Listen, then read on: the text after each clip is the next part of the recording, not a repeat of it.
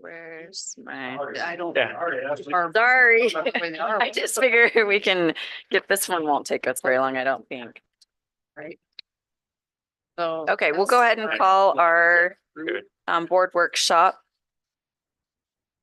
Let's go ahead and get it started. I don't have to do roll call, right? Everybody's here. It's just a workshop. Everybody's here.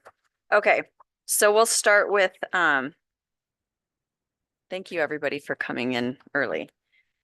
Just the superintendent evaluation. Last year we did the actual evaluation in November, but I just thought we should pick which sections. It's not going to be a lot. We've just had Scott since July, but I wanted to figure out which sections we wanted to evaluate this year and then set the ones that we're going to be doing for the next year, or we can do all of them.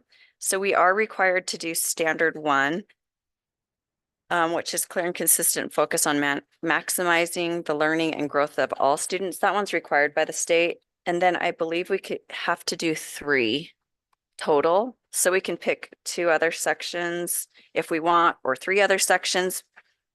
In the past, we've done all of them. It's just kind of like, then you don't get great feedback to the super, I don't think, but I'm open to whatever anybody discussion. If you guys want to evaluate on all 7 this whole next year. We should pick one. Okay, so we have to have at least 2 more picked, I believe.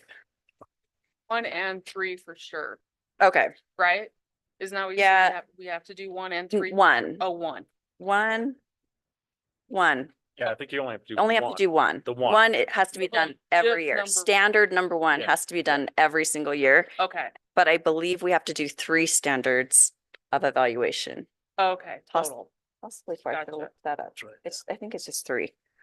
So standard 1's not up for negotiations, yes, but if there's other ones, and I just thought Scott could weigh in too, if there's ones that he felt like he's focusing on this first year anyway, we can certainly take that into account. I'm open to any of them that you'd like to Okay. evaluate on. I did include a self-assessment where I had comments for every standard in the Oh. evaluation tool. So you can kind of see my self-assessment from back in August. Perfect. And I don't know if does anybody care if we do the same ones this year and next year, or do you want to pick different? Let's pick for this year, like what we're gonna do, fill out for in December. I think standard number 7's a key one. I would recommend we Yeah, pull that's that one in good. for this Mhm. evaluation. Okay. Which one was that? Number 7, communication and community engagement. Do we have to vote on this or just kind of agree? I think we can just come to an agreement. What's that? How's everybody feel about 5 too? I think 5 would be a good one for I would this first I year. I think 5, Okay. that's a good one for Scott's first year, and Okay, 157? 1, 5, 1, and 5, 7. 7. Do you want to just do those for December and then redo them again? Or do you want to do? Because this I think first we one should is switch it up where Okay. we do certain ones 1 year, certain ones another year. perfect. I would agree. So we'll do 1, 5, 7 for, and if you'll have them filled out for December, and then we'll go into executive session to do those. So the question I would have is, do you want to do 4 this year and 3 next year, or do 3 this year and 4 next year? Good question. Yeah. Um, Anybody got a quarter? With a point? I would say it's his first year. Let's hit him with 4. Been here the full year though. It's valid.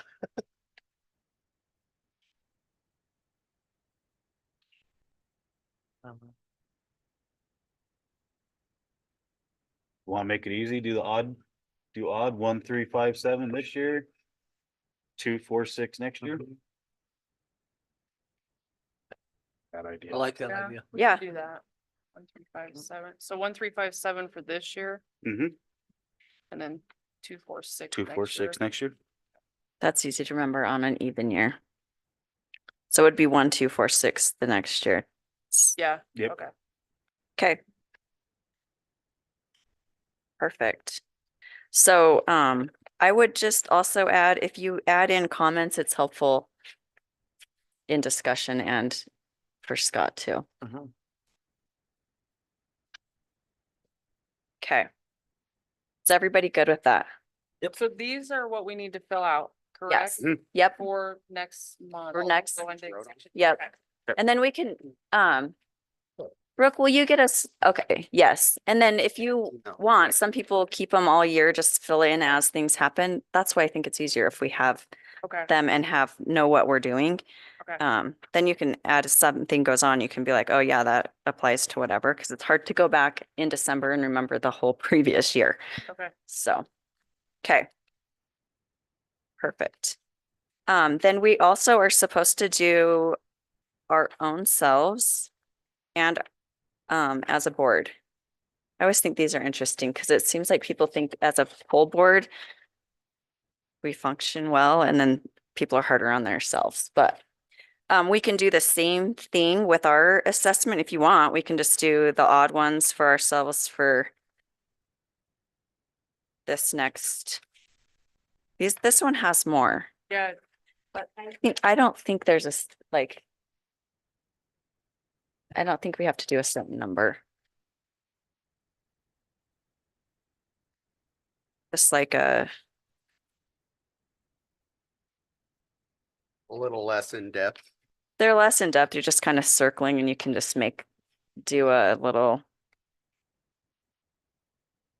like a few comments or whatever.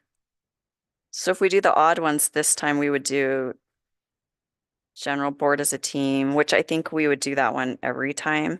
Hmm. But then do policy, planning, budget, finance, labor relations, facilities, food services, and then board member orientation and professional development. It's kind of a lot, but I don't think it'll take us very long to go through them. So you can do the odd ones this year, is that what I heard? Yeah, is that work for everybody? kind of like we're doing on his, yeah. Yeah. Okay.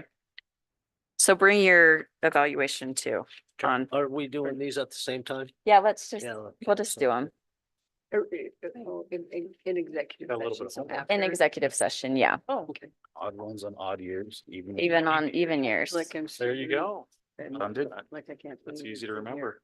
I can't believe it's a year. No, I know. it's amazing. It's almost the end of the first year for some people. Goes by fast and also seems like a long time at the same time. Okay. So everybody's good with those? Okay.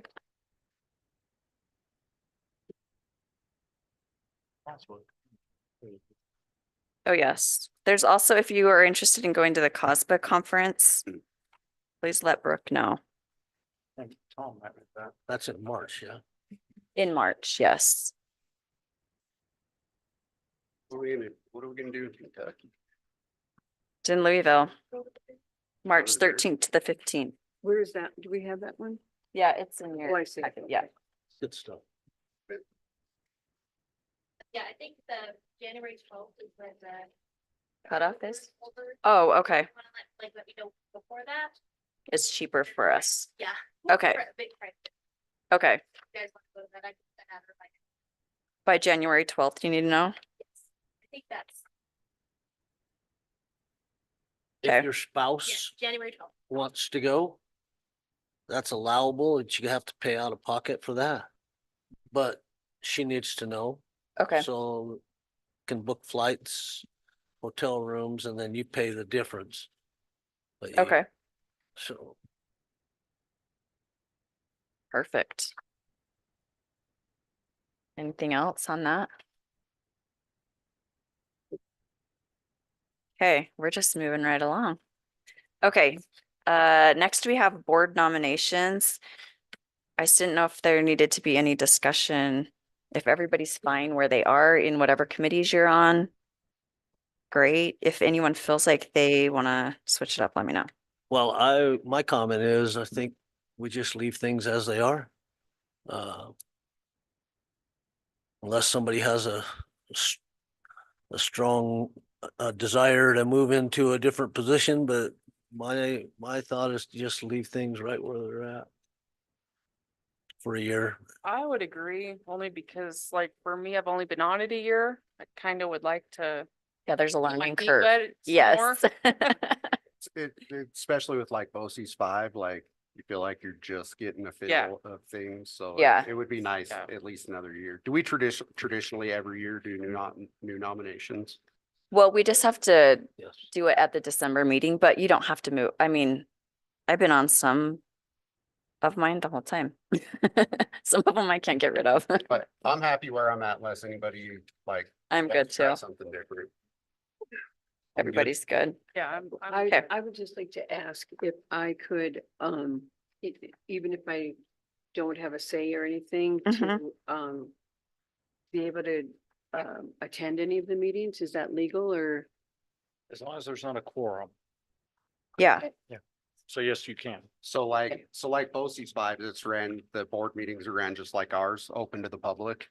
Unless it's an executive session and then you'd have to excuse yourself. But if you want to start attending those, I can send you the link to them. Okay, I just, You're always welcome at BOCES. Okay. cause I just don't know anything. Like, and then like the Hall of Fame one, we only meet like twice, 3 times a year, but they're. Yeah. I mean, they're interesting to go to. The meetings are, and they're open to. It's not like I want 100 meetings, but I just want to be more familiar. Yeah.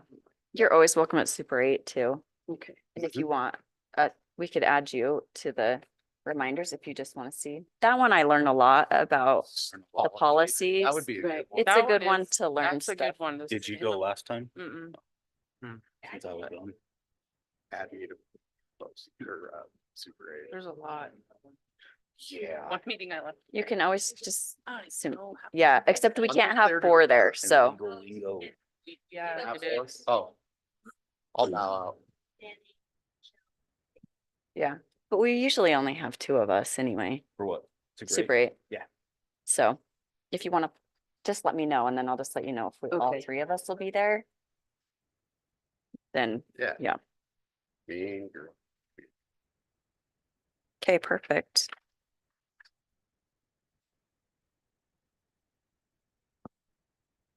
Okay, that sounds good. And then last we have the strategic plan discussion and CTE update.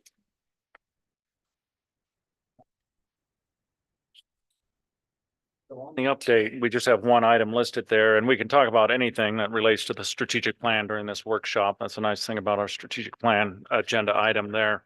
But we specifically put down the CTE project because that's our most pressing large capital type project that's out there right now that we're taking a look at.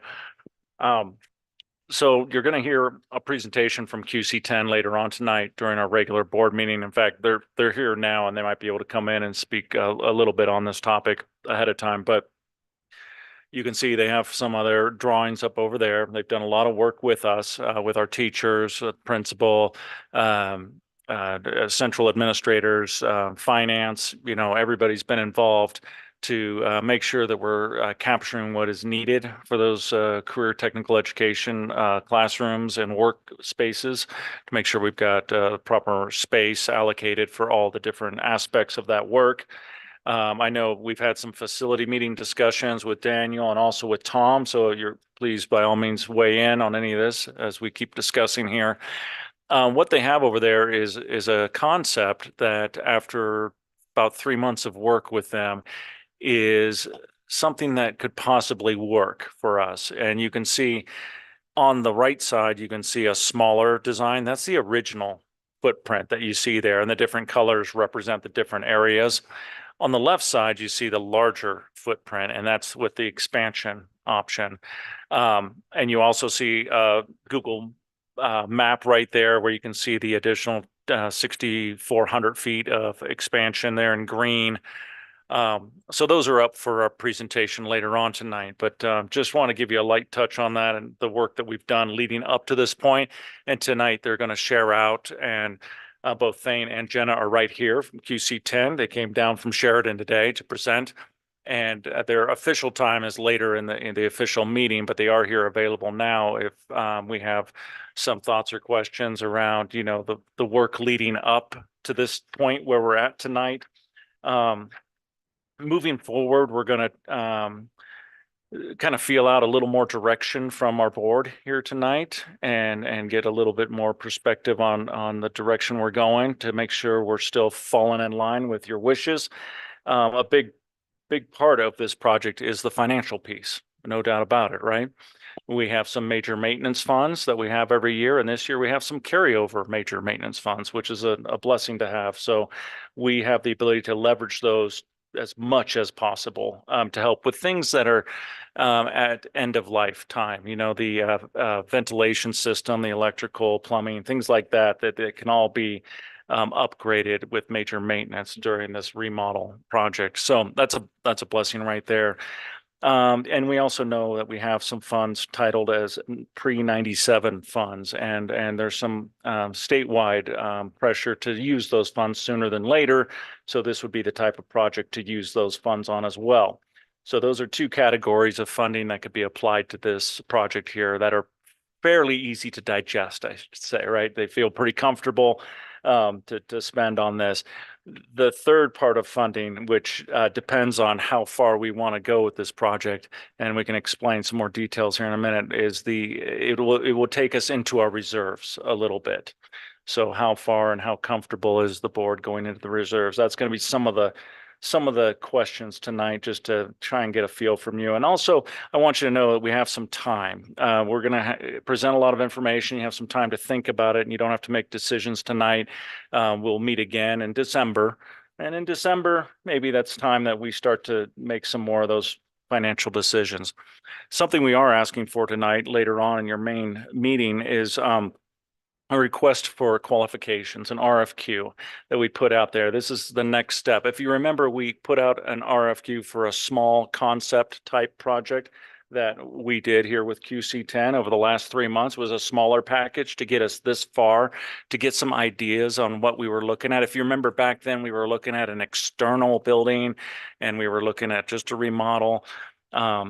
So now we're at the stage where we're asking to go out later in the meeting. We'll be asking to go out for an RFQ for a larger architectural package to dive into the larger design work that's involved when you're heading into a big project like this.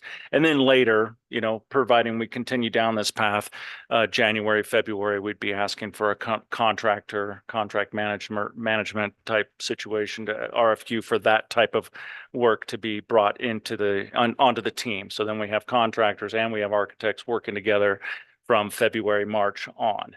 That kind of thing. So we're at this point now where we're still in this concept phase, still talking about what's possible, talking about what dollars we might be using. They did a lot of outstanding work with our teachers and principals and everyone that was involved to get us this far. We even had some industry partners at the table as well to weigh in on different parts of this project. And so I've been very thankful for that work and that participation to get this far. So now we have some good things to discuss tonight.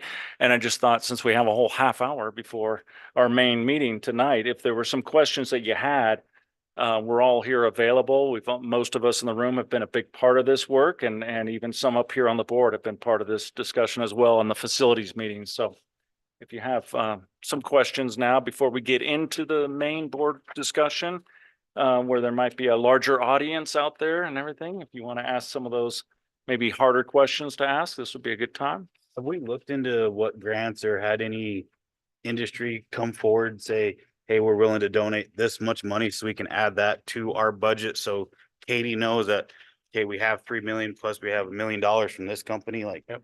Do we have any of that solid? Okay, a soft ask has been out there through our Southwest manufacturing partnerships, and what we're hearing is everyone's strapped and this economy is really tough, and we can still go forward and ask. And we haven't officially done that yet. We're also working on something called Congressional Direct Spending Grant, and that's federal funds that come to our 2 senators in the state, and then they can allocate it to a project in their state that boosts work-based learning, workforce development and economic development, things like that. And those grants can be in the neighborhood of $1 million or even $1.5 million. Those take time. And it's a big reach. I'm not saying we're not going to go for it. We're preparing for that application. That application is due February 1. leading up to that application, there's a lot of conversation we're going to be doing. And I even have some brochures and some flyers that we're going to bring to our fall conference up in Casper next week.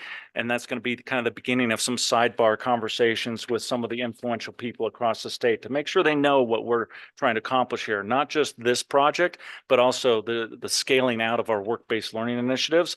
So we're going to have all those conversations and be able to hand them some information straight from Green River High School about our programs, about our project. So we can have those conversations and see who's willing to, at very least, give us letters of support. That helps for like the Congressional Direct Spending Grant. That also just helps all of our work collectively as we go around with this messaging to commissioners, city council, the governor, everyone within our state who might, and industry partners who might be willing to or able to step up and provide something. So yeah, there's a long answer to your question.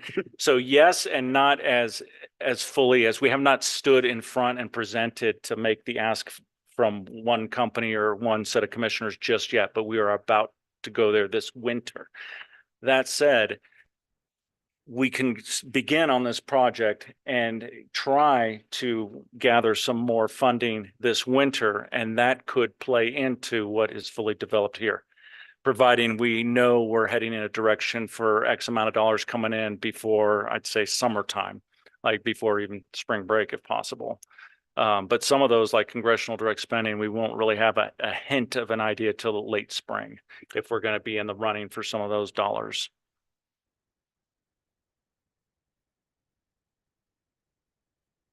But just so you know, we do have major maintenance funds and we do have those 97 funds. Those are two funds that Katie, Could in be this breakdown that we have here, does that have any of our funds that we have? Our major maintenance funds? Okay. Could we possibly get a breakdown of that at some point? Be allocated? Dr. Cooper, you talked a little bit about the pre-$97. There's been that message out there that potentially we may have to spend that money or it goes away. Yeah. Has there been any more communication regarding that specifically? Not yet. So those are the directives. And I understand they have another meeting in January when more directives are firmed up. And then in February, they have the legislative session and decide what makes it into that school finance bill. And we would anticipate that would be several years before They may say, enforced. no, they may say this by spring break that those monies either are spent or returned. Those are pre-$97, meaning they were funds allocated 1997 and prior for capital projects, as I understand. And so there's very few districts left that have these dollars. And we're one of them, which is it's a great thing. It's a great thing to have. We have an opportunity here to have these dollars. Yes. Oh, back in with our research, so.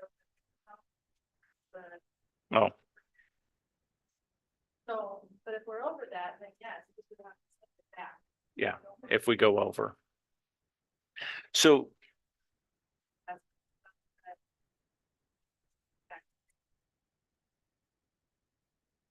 if we go to 15% reserves, then yes, then we would potentially, would be over with the $97 added in there. And then that would equate to sending it back.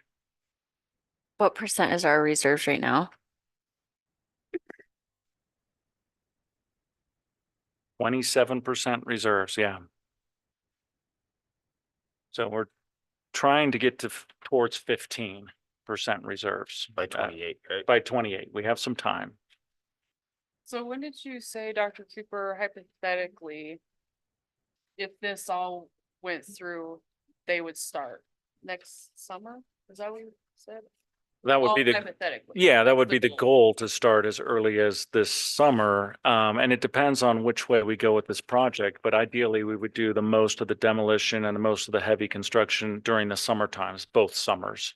26, 27 would be a lot of work then too as well, trying to allow the students and teachers to access at least the classrooms that you see in the pictures there.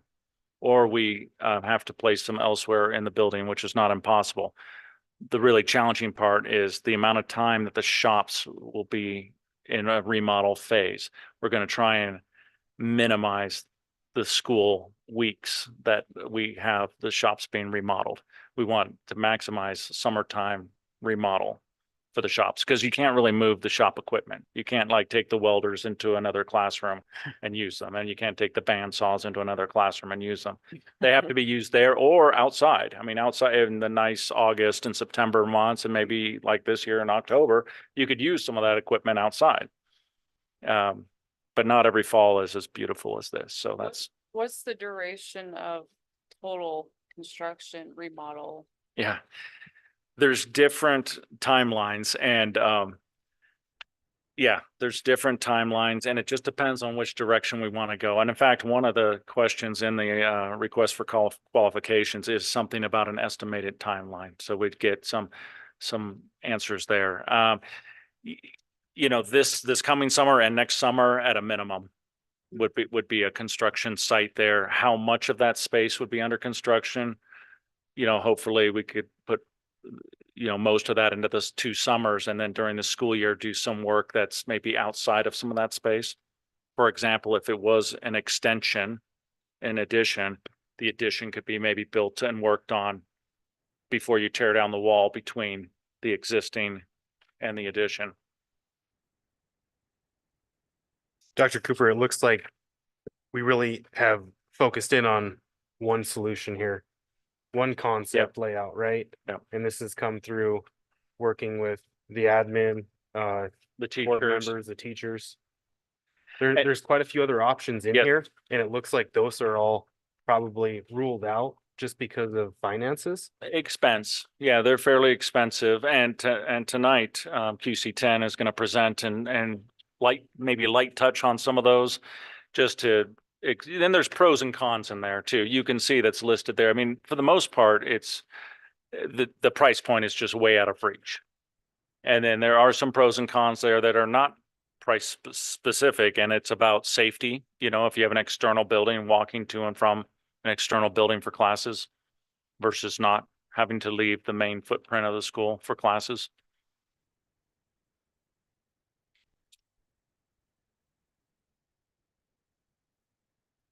And if we have questions, QC10's in the room, they're willing to answer some now too as well. Well, are the teachers involved, that are involved, are they happy with this Yeah. plan?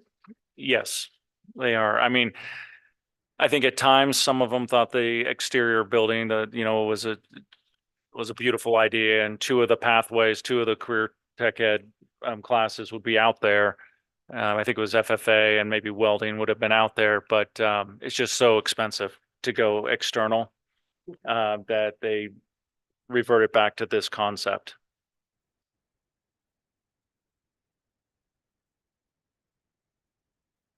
One question I do have, and since you guys are here, QC10, what was the big push against a steel building?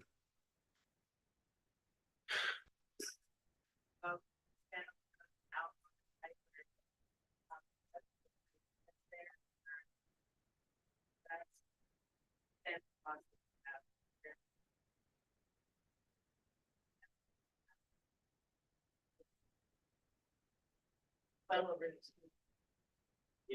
think it was 15 million. Mhm.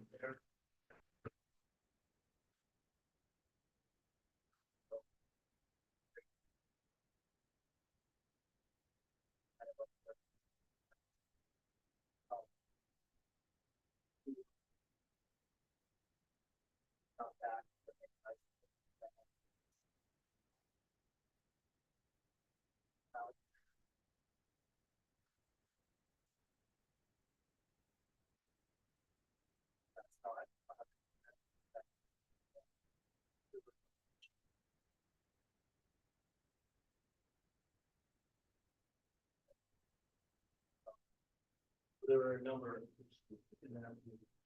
and we looked at the cost, again, started looking at the ventilation requirements, developing, some of the other internal things that on the input, you're building the frame and the communications.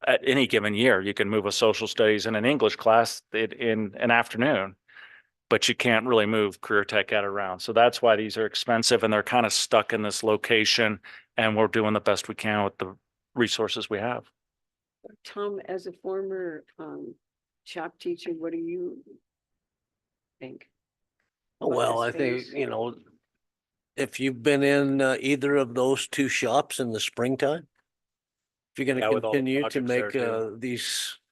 these facilities and this curriculum project-based and hands-on, it's an absolute safety hazard. So space is essential if you're Mhm. gonna continue down this road of project-based education, so.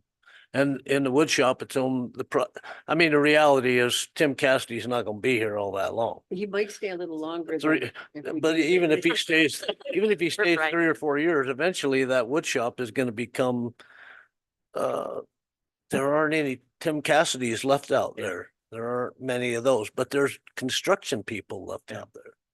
So you see that program transitioning down the road to, as Construction Dr. trades, Cooper sure. said, building tiny homes or sheds or those kinds of things where you incorporate electricity and plumbing and those kinds of things. But we live in Wyoming and we have to do that stuff indoors, assemble them outside, but that's just my, It might be Mr. Heslop's retirement job, right? You might go back to the shop.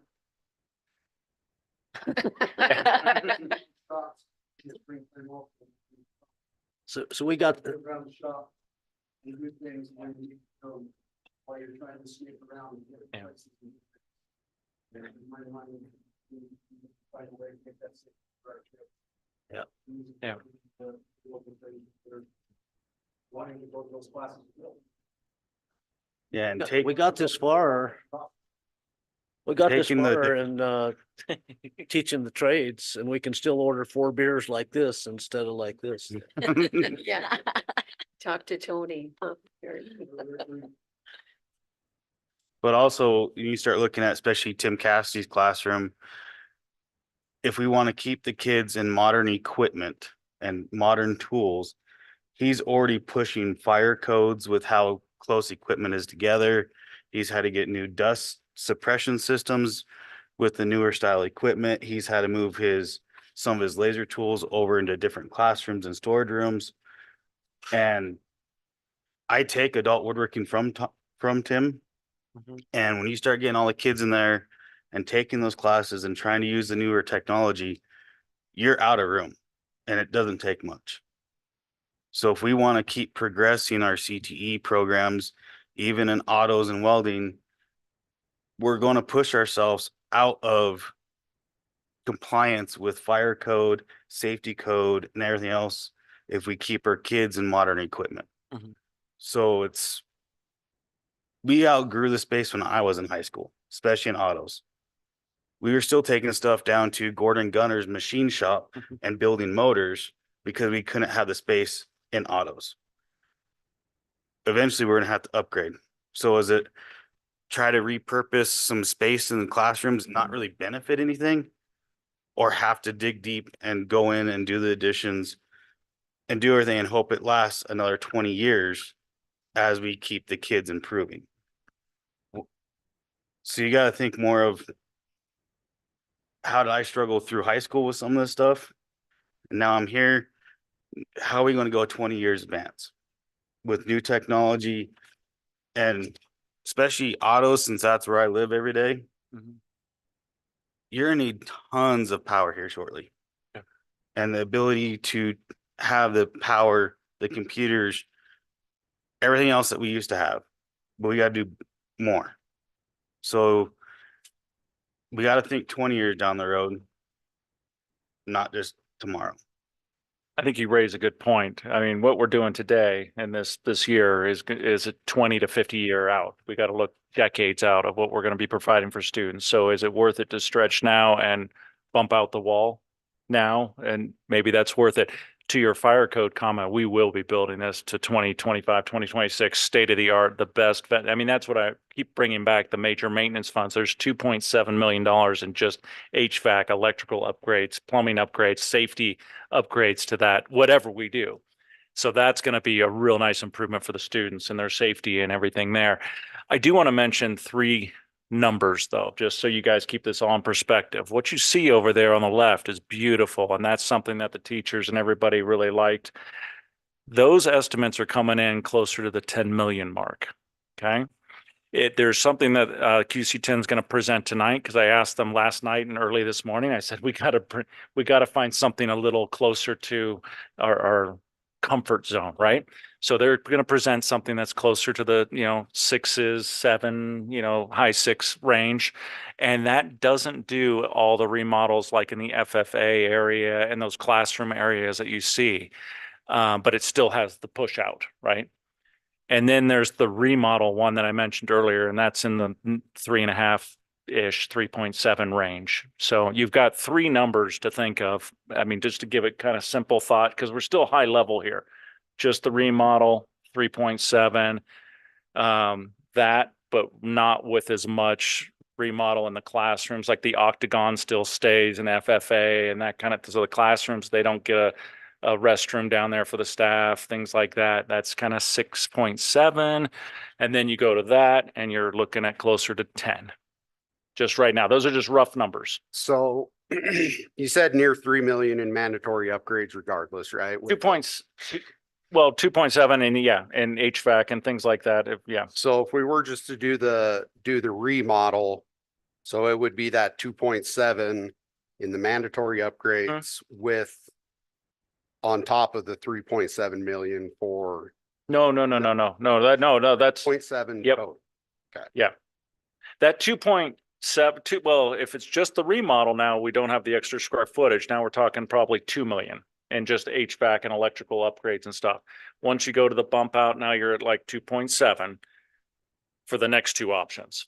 But regardless, that's major maintenance funds. We have those funds to spend, and we need to do that. We need to clean up the air and make sure the power doesn't, flip breakers, trip breakers when they're running all their welders and everything. So we're going to do that regardless in the next handful of years, maybe even this year, regardless, just depending on which way we go with this, because those are upgrades that need to happen. This building is at the 30-year mark, and a lot of the infrastructure is at the end of life. It's time for the use of major maintenance to upgrade those parts of the building. And you probably said this earlier, it's all a little over me, but so the major maintenance, if we did that, wouldn't that cover some of the cost of Yes. the 10 million or? Oh, yeah. So I'm just, those are total numbers that we're thinking of. And within that, just know we have major maintenance funds that can fund up around 2 million or so of that, maybe up to 2.7. Okay. So that's great. Mhm. And then we have some $97 that can fund some of that we kind of need to take care of before And how we're much, told. how much is that? We have 2.3 in that pocket. But then we funding. have to come up with, And then the rest would come out of the part of the reserve that we don't have to spend. And as you go down into your reserves, those are things that you use for, we have declining enrollment, but we want to hang on to all our great teachers. Mhm. Every spring, we're going to have these budget conversations about, hey, we got to tighten our belts. We're doing everything we can. Maybe we need a little bit of those reserves to help not have to cut another teaching position going into next year. So we're getting into those dollars that are kind of sacred, and that you want to, those last dollars in your reserves. So I think the big question here would be down to brass tacks is how much we're going to be pulling out of our reserves. Right. And I know it's hard to predict the future. We want to look 20 years down the road to help the students 20 years down the road, but we really don't know what our enrollment's going to be 20 years down the road either. Okay. So Or it where could we be, it could be sit with tenfold recalibration. with expansions with Could be. the mining industry, or we could steadily decline over the next 20 years. Right. Wouldn't it be Kind of a, just about 5 million out of the reserves?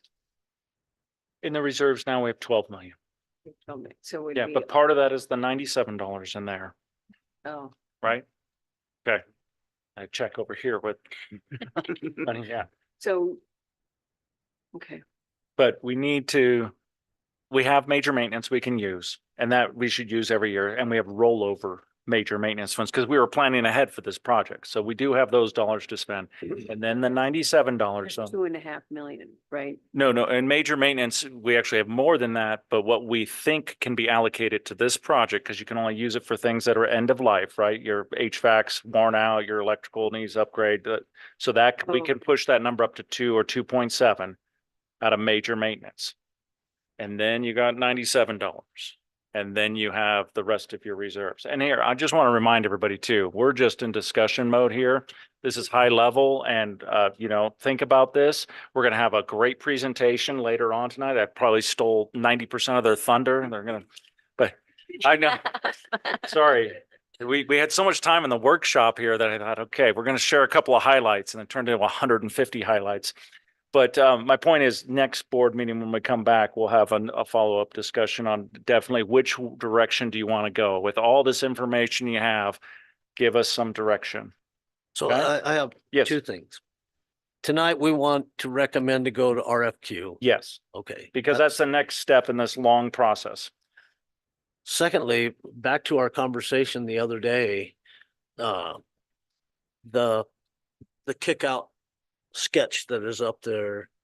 There's, in that sketch, compared to our conversation the other day, there's much less demolition.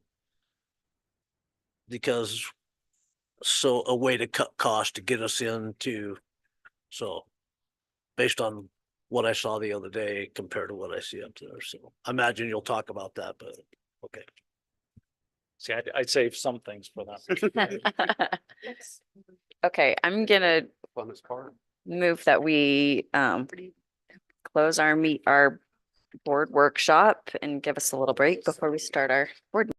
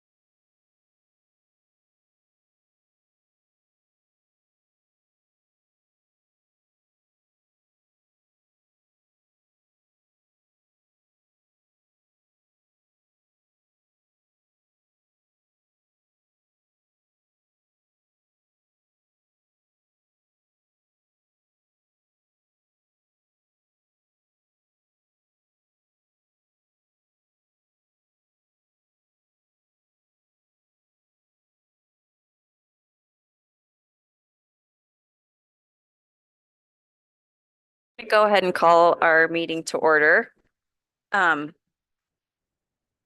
We will start with roll call. So Tate Davis, Present. Mandy Drinkle, Present. Daniel Flom, Present. Michelle Foley, Present. Tommy Toman, Present. Tom Wilson, Present. and myself. Okay, thank you. And thank you everyone for joining us today. We'll start with our Pledge of Allegiance. Can we have Terry Kilhoffer and the veterans lead us in the pledge?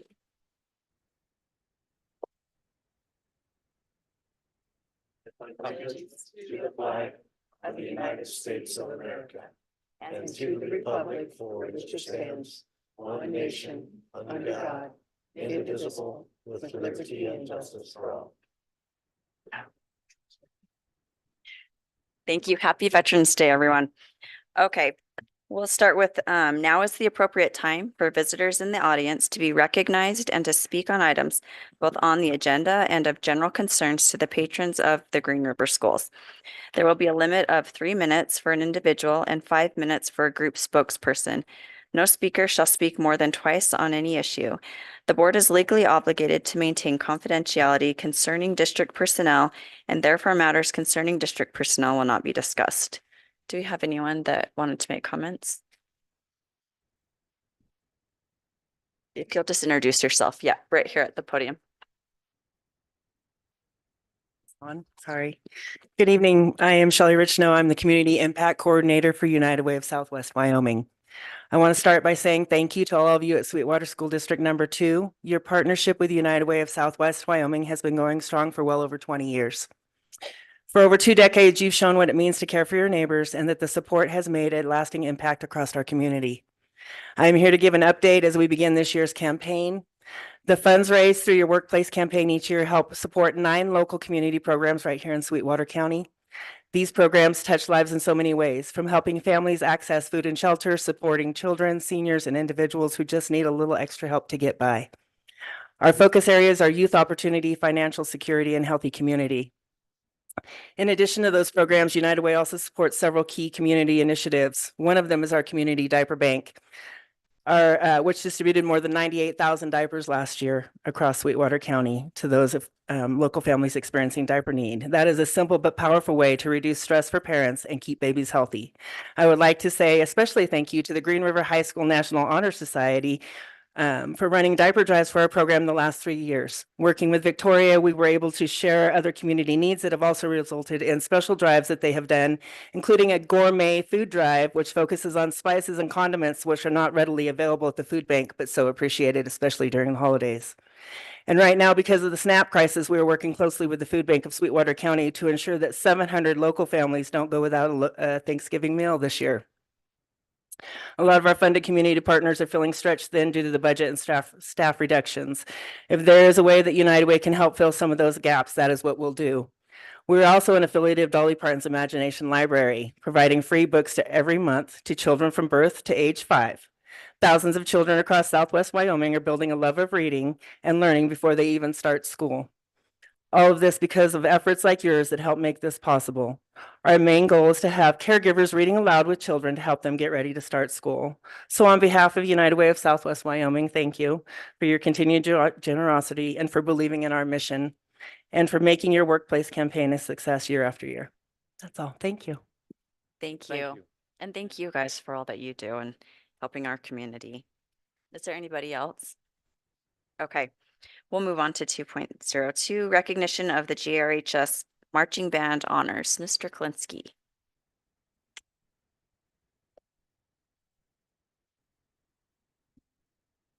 Good evening. I just want to take a second and acknowledge the successful year the band has had.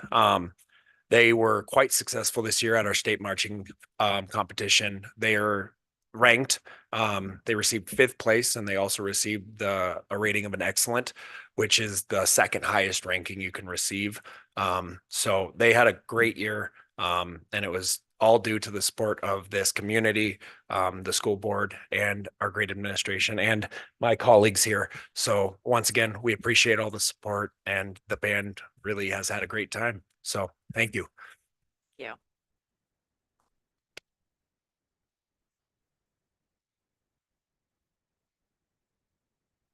Okay, next we have recognition of American Education Weeks. So I will read this. The American Education Week Proclamation. Whereas public schools are the backbone of our democracy, providing young people with the tools they need to maintain our nation's precious values of freedom, civility, and equality. And whereas by equipping young Americans with both practical skills and broader intellectual abilities, schools give them hope for and access to a productive future. And whereas education employees, be they substitute educators, custodians, teachers, bus drivers, or librarians, work tirelessly to serve our children and communities with care and professionalism. And whereas schools are community linchpins, bring together adults and children, educators and volunteers, business leaders and elected officials in a common enterprise. Now, therefore, I, Ashley Castillion, serving as chairman of Sweetwater School District Number 2 Board of Trustees, does hereby proclaim November 17th to 21st as the 104th annual observance of American Education Week. Signed this 11th day of November 2025. So thank you to everyone that makes our schools function. And we do so well here in this district. So thank you all. Next, we will have recognition of welding students at the LCCC Still Days Welding Competition.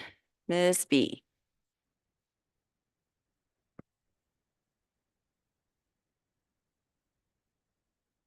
Hello, Madam Chair, Superintendent Dr. Cooper, and the Board of Trustees. Thank you for having us here tonight.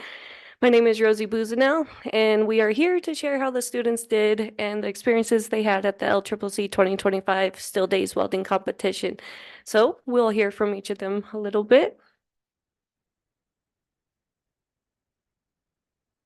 My name my name is Andrew German. I am a senior from Green River High School. For the first day of LCCC, we were given a tour of the college campus. We then went and competed. We were to complete the horizontal T-joints as well as vertical multi-pass T-joints. And then the day of competition, we were up against over 150 other welders. My name's Antonio Plancarte, senior at Green River High School.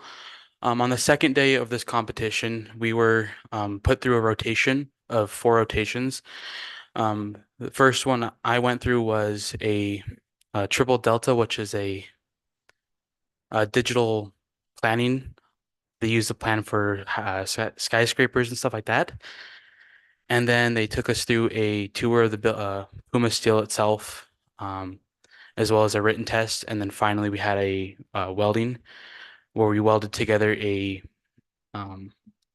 small tool caddy that they would give to us at the end of the competition. And for the only top 25% of the welders from the first day went to this second day.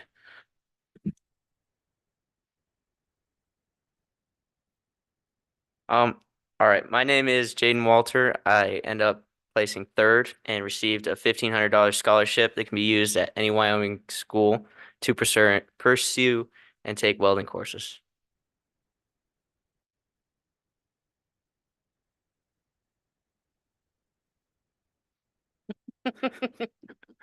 Hi, everyone. My name is Leo Pope. I'm a senior at Green River High School. I came in 4th place, receiving a $1,000 scholarship.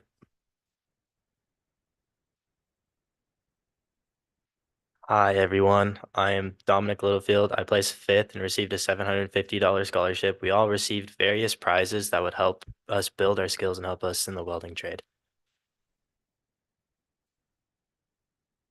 My name is Weston Green. I came in 1st place and I received a $5,000 scholarship. It was the first honorary Mark Trimble scholarship.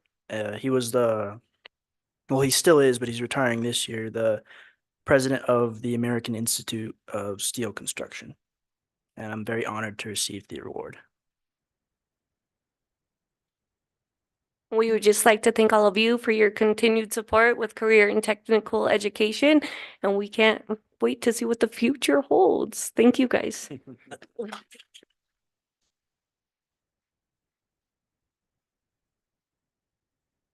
Thank you and congratulations to each of you. Next, we will have recognition of our veterans. Terry Kilhofer.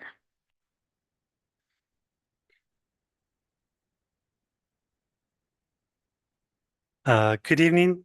I'd like to say thank you to Dr. Cooper and the board for giving me this opportunity to speak today.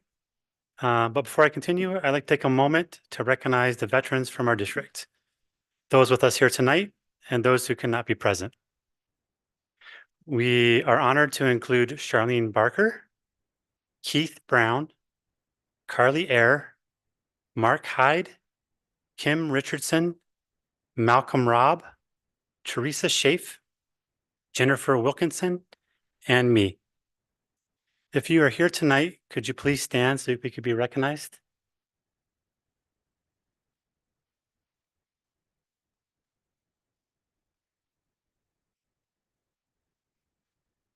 Thank you. For those of you who don't know me, my name is Terry Kelhofer. I work in the Information and Technology Department, and I'm also a proud veteran of the United States Army. As a veteran standing here today, it fills me with pride, honor, and deep gratitude. Today, we come together to honor the men and women who have served our country with courage, dedication, and sacrifice. Veterans Day, it's not just another day on the calendar. It's a powerful reminder of the freedoms that we enjoy every day. Freedoms protected by those who stood ready to defend them. Veterans who have worn the uniform with pride and integrity. Veterans have faced challenges with strength, and we carry the spirit of service long after our time in uniform is ended.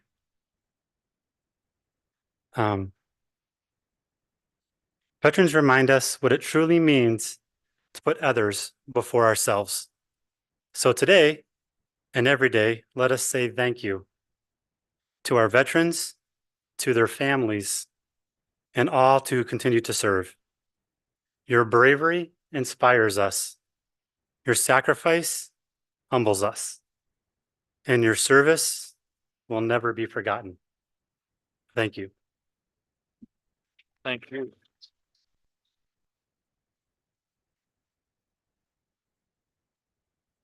Thank you. And thank you to all of our veterans that are here in our district and in our community. We sure appreciate them.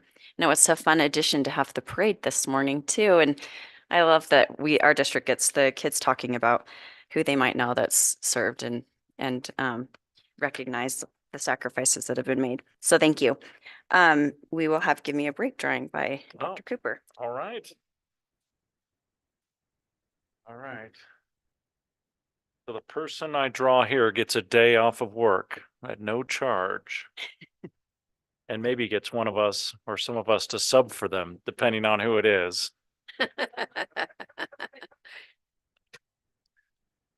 Okay. Transportation mechanic, Brendan Paul Southern. Okay, you do have this person, Brendan? Okay. Oh, he goes by Ben or Brendan? Oh, okay, Brendan Southern. Yeah. You're ask him about the packing Paul wheel thing. bearings Okay, on that day, right? excellent. So, okay, well, great. One of you's So I the best. volunteer Alan Demaray to help with the mechanics and at the transportation. No, just kidding, just kidding. But yeah, please be sure to let him know he gets a break. So wonderful. Well, thank you. Okay, next I need a motion to approve the agenda with the removal of 9.02. I'll make that motion. Moved by Michelle, Second. second by Tate. Any discussion? All in favor? Aye. Any opposed? Motion carries. Next I need a motion to approve the consent agenda items.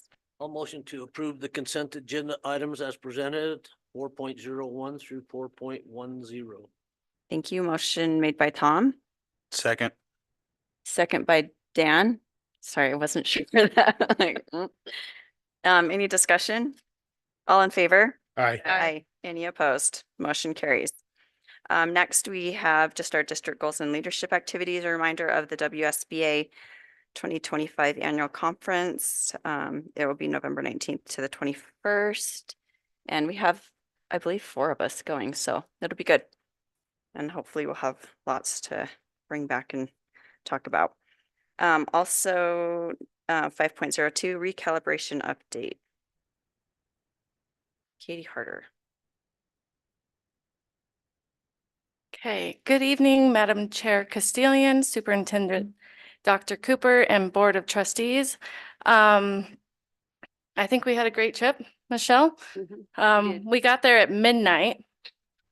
But I thought it was better driving on the roads when there was nobody else on the roads versus coming home when everybody was on the roads, but that's besides the point. So back to recalibration, lots of recommendations by Picus and his team. There is a draft bill based on the directives from the Education Committee. The next meeting will be in January in Cheyenne, and they will go more into this draft bill. You can find the information on wildledge.gov. And I have been doing calculations to see how these directives will affect us. So, any questions? Nope, I think we're just waiting to see where the chips fall. So thank you, and thanks for staying up to date on that. Did you have anything? I would just say that being up there was a great learning experience, and that our district is in so much better shape than so many districts around the state. So thank you, Katie, for keeping us, on budget. Great, thank you. Next, we will hear from a presentation from QC10 Architects.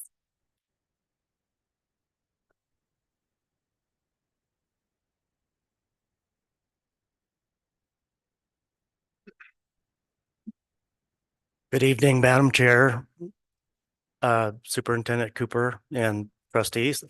My name's Thane McGelkey. I'm Principal Architect with QC10 Architects, and this is Jenna Brown, Project Manager for this project. So a couple of months ago, maybe as long as 3, we were retained by the district to evaluate your career and technical education programs at the high school.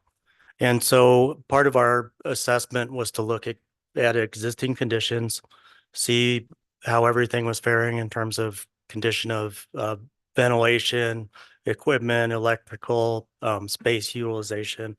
And so we came down, did a survey of the space, got to meet with the faculty, speak about what their wish list and requirements were for the space to improve the spaces, and then take that back and kind of digest that and look at options for improving that space, potentially adding to the building, potentially a new building outside of that part of the high school, and or just renovating what was there. So in that process, some of the things we found in the report or in the existing facilities, there's quite a bit of the systems, the HVAC, plumbing, the manifold system for the welding gases. There's a shortage of electrical power in the welding classroom or the shop. So we've identified all those items as needing really replaced and upgraded, regardless of what else happens with the CTE programs. Those systems are really at the end of their life and need replaced. So along with that, then we looked at some of the storage issues. Of course, we were here in August, or I guess September, so school had just started. So the projects that have been discussed that are so popular with the students and the faculty at those programs weren't there. The classrooms were empty and students were just starting to get in there and start using tools. But the spaces are constrained. The wood shop looked pretty good when we were there. Again, no projects were in place, but it could use a little bit of additional space. Wood storage, product storage for projects is really short. Welding, the equipment, modern equipment, and the welding booths and space are really limited in space. There's not a lot of area to work around. Of course, you're moving steel, so it's heavy, and those tight clearances create some safety challenges there as well. The auto program is actually in pretty good shape. Generally speaking, the classroom works well for the current instructor. There's some improvements in terms of some of the partitions and spacing that they could use there. the ag program is making do with the spaces they've kind of inherited. There's an octagon shaped classroom in that space with step seating. It's really was not intended to be a classroom. They're making it work.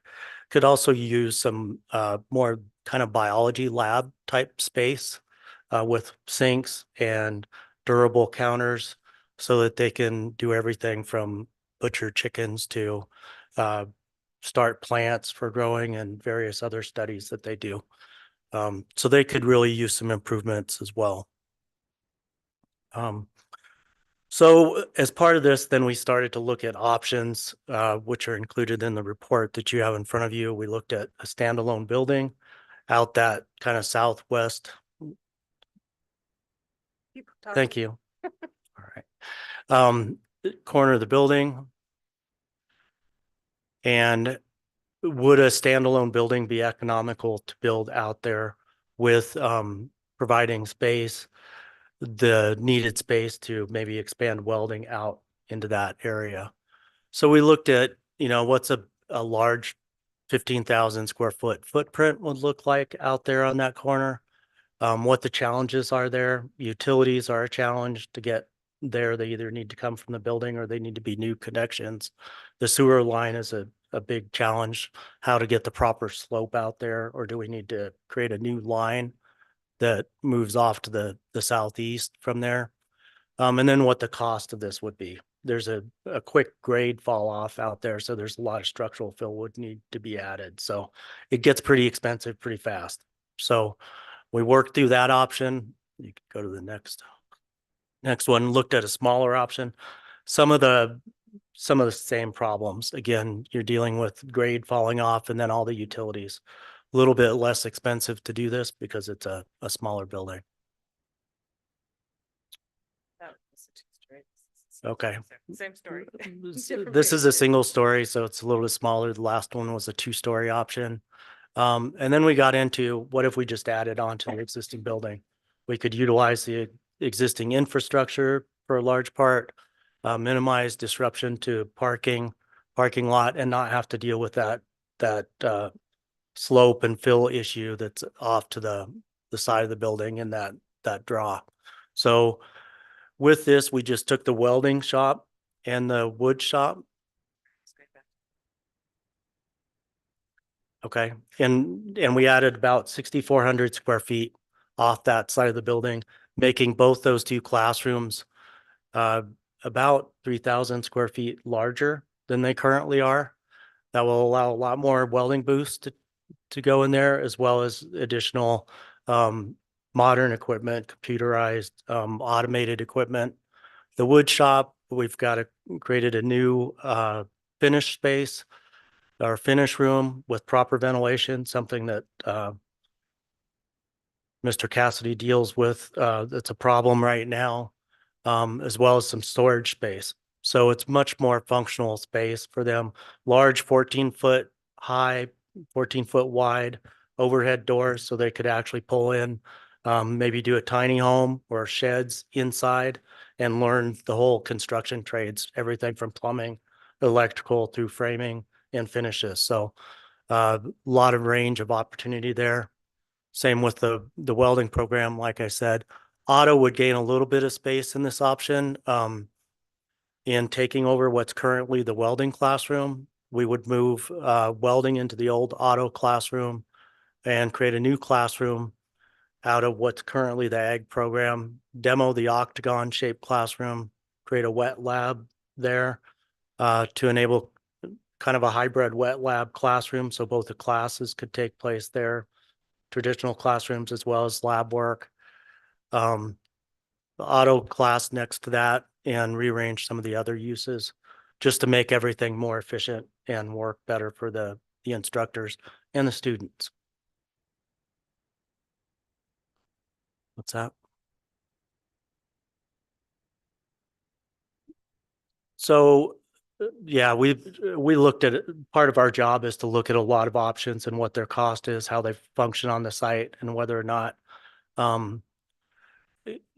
what we wanted to do, and something we were charged with by Dr. Cooper with doing, was getting the most value and the most increased square footage and functional square footage in these programs with the lowest cost and providing the value to the district for that. So we looked at a number of options and what that would be in terms of that. Like this option, for example, had a new corridor. Corridors are expensive and they don't serve any value programmatically. So we eliminated that option. Options were eliminated through meetings with industry members, faculty members, and administration till we settled on this one where an addition was the best solution. Along with that, of course, we had to put cost to that. So the Cadillac, should we say, of the options, it comes in at around $10 million price tag. Step down from that, where we really focus just on getting the renovations or the renovations to the welding and wood shop and the additional square footage is closer to a $7 million price tag. And then if we take a step back and don't do an addition at all and really just address those kind of code issues, safety issues in terms of ventilation, making sure that the classrooms are adequately finished, welding manifold is put into place, all those elements, that's coming in closer to a $3.5 to $4 million price tag. So there's kind of a range of options there developed at this time. In terms of the drawings up here, kind of left to right, should say your right to left, my left to right. On this end, we're just showing where would this addition take place and what does it look like in the context of the neighborhood and the school itself. As you move over, that's the existing classroom layout as it exists now. And then the next option is the addition and how that would change. Really tried to tighten this down and minimize demolition in the building and maximize the new space just to control costs. Construction is really expensive, as we all know. And so we're trying to manage that. And then the last one's just a quick rendering, kind of shows you what that addition would look like. It would really blend with the building, same type of construction, meant to last for 50 years and serve these programs well for several generations. So with that, that was kind of a fast breeze through quite a bit of information and certainly open up to questions from the Board of Trustees. Does anybody have questions? No, I do. In your cost estimates, were those all based on 2025 dollars? And what would you anticipate the cost being in the future, say, when this realistically could get built? We've got in that estimate, you'll see a 3% escalation. That's really, so the estimate is $25. That 3% would be in anticipation of what we might see in cost increases over the next 6 to 12 months. So that would be assuming this project is completed within that 6 to 12 month mark? Well, once the bid is let, which would be about 6 months from now, ideally, midsummer or early summer, then that cost is locked in and those contracts are issued. So that price is set for the completion of the work over the next year and a half. So if it was, say the project was put off out another year beyond that, then you'd want to add additional 3 to 5%. We've seen, escalation of prices go up faster than 3%. We're hoping the market indicates that it should be 3% right now, but it's something that needs monitored constantly. Okay. As we look at modernizing the existing infrastructure, this is going to be a major project. We're going to touch an existing building that was built with previous codes. I think you guys have some good information in here on UBC. As far as IBC, NEC, NFPA, what code deficiencies are present in the current building? Has there been any research done on that front? It has. One of the things we identified right away was there's not any CO2 detection that we could find anyways in the auto shop or in the welding. So those two items, largely, I wouldn't say the building's out of code, but those are two items that the newer code would require. in those spaces, and I think that they're good safety measures, so that would need to be rectified. The welding shop, really the ventilation and the filtration in there is inadequate. It's not doing a good job of keeping air supply of fresh air and ventilation there. So in terms of egress, life safety, everything looked pretty good. I think Jenna, can you think of anything else that came to mind? The ventilation system in the wood shop finishing room doesn't work and is also a safety hazard because it's not ventilating correctly. But most of it came down to dust collection, welding, ventilation. But your building is sound. It's designed well. It's just, you're out of space. I guess my biggest concern isn't with the facilities we're looking at upgrading, but it would be with the rest of the building. As we do this major renovation, the rest of this structure will have to meet the newest requirements that are in place today, correct? Not, the entire structure will not have to be upgraded to meet code. So there's I was going to say a wonderful document. It's not really wonderful. It's infuriating at times, but it's the existing building code, and it's a IBC or International Codes Conference product. It's been adopted by the state, and it really allows you to look at just the area you're putting your hands on and just addressing the code deficiencies there. We don't need to go through the whole high school and look for every code deficiency to bring the whole building up to the current code. It's just the area that we're touching. Because our work area is smaller than 50% of the square footage of your entire high school, then that doesn't trigger that need. Okay, thank you. Any other questions? So is it I guess I'm asking the board this question, is the addition of the 6,400 square feet where we're leaning? Is that what we want to explore?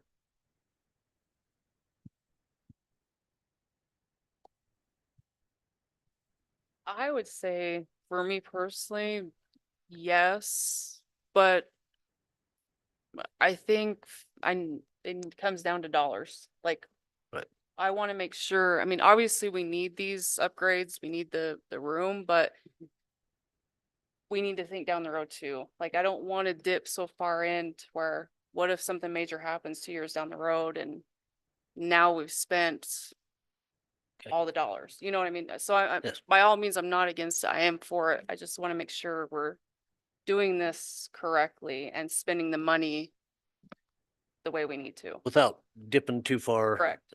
into reserves. So I'd like to make a motion that we go out to RFQ for the 6,400 square foot approximately expansion and see what we get. Okay, we have a motion by Tom, I'll second. second by Tate. Any discussion? When we go out for the RFQ, do we have to be just at the one option? No, and I can add a little bit to that. Yeah, so what we were hoping to do, and later on the agenda, there was a request to go out for RFQ, which Tom, that's, by all means, we're going there right now. And to get that direction is very helpful in that, because we were having conversations leading right up to this meeting. How much information do we want to send out with the RFQ requesting for qualifications? Because just so everybody in the room knows, we've been working with QC10. They've been wonderful, and this is a smaller conceptual part of the project. Their work is wrapping up right now on this piece. The next ask is for a much larger contract with architects that will go on for a year and a half, right? And a much larger amount of investment and everything. So we have to go out and ask for that publicly and allow a fair market shot at that. And so we're talking about using some of this information that's in this packet here, some of the descriptors, the pictures, some of the maps that you see over here of what we'd like to share so that anyone applying for this opportunity to work with us would know what we're talking about. One thing we're talking about leaving off the RFQ though is all the estimates, all the numbers, so that maybe anybody who wants to apply for this opportunity will come forward with some other numbers possibly. But this is an RFQ for qualifications, not a proposal. So we're not specifically asking for dollar amounts, but we want to know if anybody else out there has some ideas, wants to take a shot at it and possibly be interviewed. Part of this next process is an interview process. If we have several architects that are interested, we could decide to have an interview process here in front of the board later in December or even in January if we need more time. That said, it's helpful to know if the board wants us to send out that picture with the 6,400 square foot expansion with the RFQ. Then those architects that are applying for this work know what they're applying for, right? It's very specific. That's our goal. That's what we're striving for. And so you come talk to us and apply with us with that in mind. So I appreciate that. And that's kind of what we wanted to feel out a little bit tonight, because we were also talking about just the remodel option. And do we go out and ask for just the remodel option? Or do we go out and ask for RFQs and not give them pictures and let them? But then more information will get us better answers back, the more that we provide out there. Dr. Cooper, can we pull the remodel option up and so it can be looked at also with the existing structure? Well, but can we get one of the, did you get those, the 11 by 17 sheets? Just because I don't think anybody else has had an option to see that but us. In So the room. The remodel option that's in the book here is not as refined as, say, we look at this, about this. Yeah. So this is essentially your remodel. You don't gain the square footage, but the welding classroom moves over to this space and they gain that much square footage that they don't have right now. This tool storage room, I think would actually stay welding. So not that one, Brooke. Go back one. Oh, I think. So just take the top off of this one, right? Is what you're saying. Just take the top part. Yep. And then so your ag FFA, lose that octagon, but you get a much more usable space. It becomes a lab and a classroom. You get to expand into the space you're used right now by wood storage. You have a kind of a botany space and then a space where they can, for their chickens. And then you have a staff storage and staff restroom available anywhere in the wing right now. So you getting everything but your 6,400 square feet. I just want to address the issue. Our welding program has not just Rosie, but Mrs. Tolman as well. They have 24 kids in a class. You have 6 welding booths in that room right there. Yeah, they're currently. If you don't expand, I mean, I was in that nightmare and you got 24 kids and idle hands are a problem. If we're going to address this to meet the needs of industry moving forward, we have to have space to put kids in booths. And How many booths are currently, there's 6 of them that are fixed and then there's some mobile ones too. And they're not ventilated. So Okay, I they're think not. she's got maybe, Gotcha. 16, 17 that is in use, but they're not Dakota. Gotcha. And if you went to just the remodel option, how many booths could you get in there? Is it still just the same amount we have now? Okay, But you could have better ventilation, sure. more function. So my thoughts, I just wonder if we don't do our approval for the 6,400, because maybe someone comes back with a little bit less square footage, but then it's affordable and we can maybe, I just don't want us to get in, like Mandy said, in a position where it's like the bids are so high. Our district, one thing we've done really well is to be in a good financial situation. And I just don't want us to overstep and then be like, oh no, you know. So in that way, I think we do need to have other options, and although we can hope and dream for all of the best things, sometimes we can't afford them. So I don't know if we changed it just to go out for an RFQ with the possibility of expansion or whatever and see what else comes back, or, you know. We could put out both designs. And we had talked about that earlier. We could put out both this map and the smaller map. Well, basically it's this without that add-on. And then I guess another question that I haven't asked earlier on was, probably should have, but the reason for going so far out. I know there's a cost once you do any extension, so you might as well go as far as reasonable. But why that far? Why not half that distance? Is it still beneficial, or is it just about the same amount of cost and you're gaining only half the space? I think that's a good description. At some point, we looked at how far you could go out without really restricting traffic Yeah. extensively and having to create new parking to maintain that roadway around. And then once you start making that smaller, there's a lot of cost, just mobilization, setup, that is it beneficial in the end if you have, 1,000, 1,500 square feet more? Sure, but probably not getting the same value.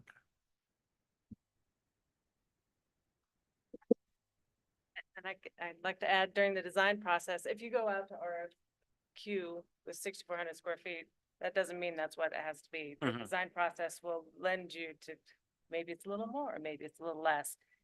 You tell Okay. them your budget Yeah. and you design towards that. So you're not fixed. Okay. Yeah. Okay. Just to give them an idea of what we're hoping for. Perfect. What we're looking at. Okay.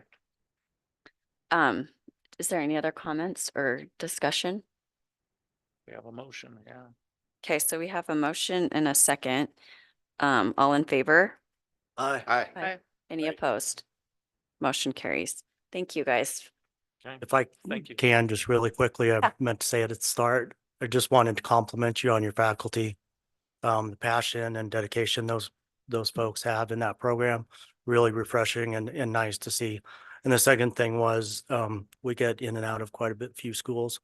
They're really your schools are really well maintained and beautiful facilities. You guys should be proud of them. So really appreciate the hospitality, having us down to work on this. Thank you. Thank you. Thank you very much. That's great.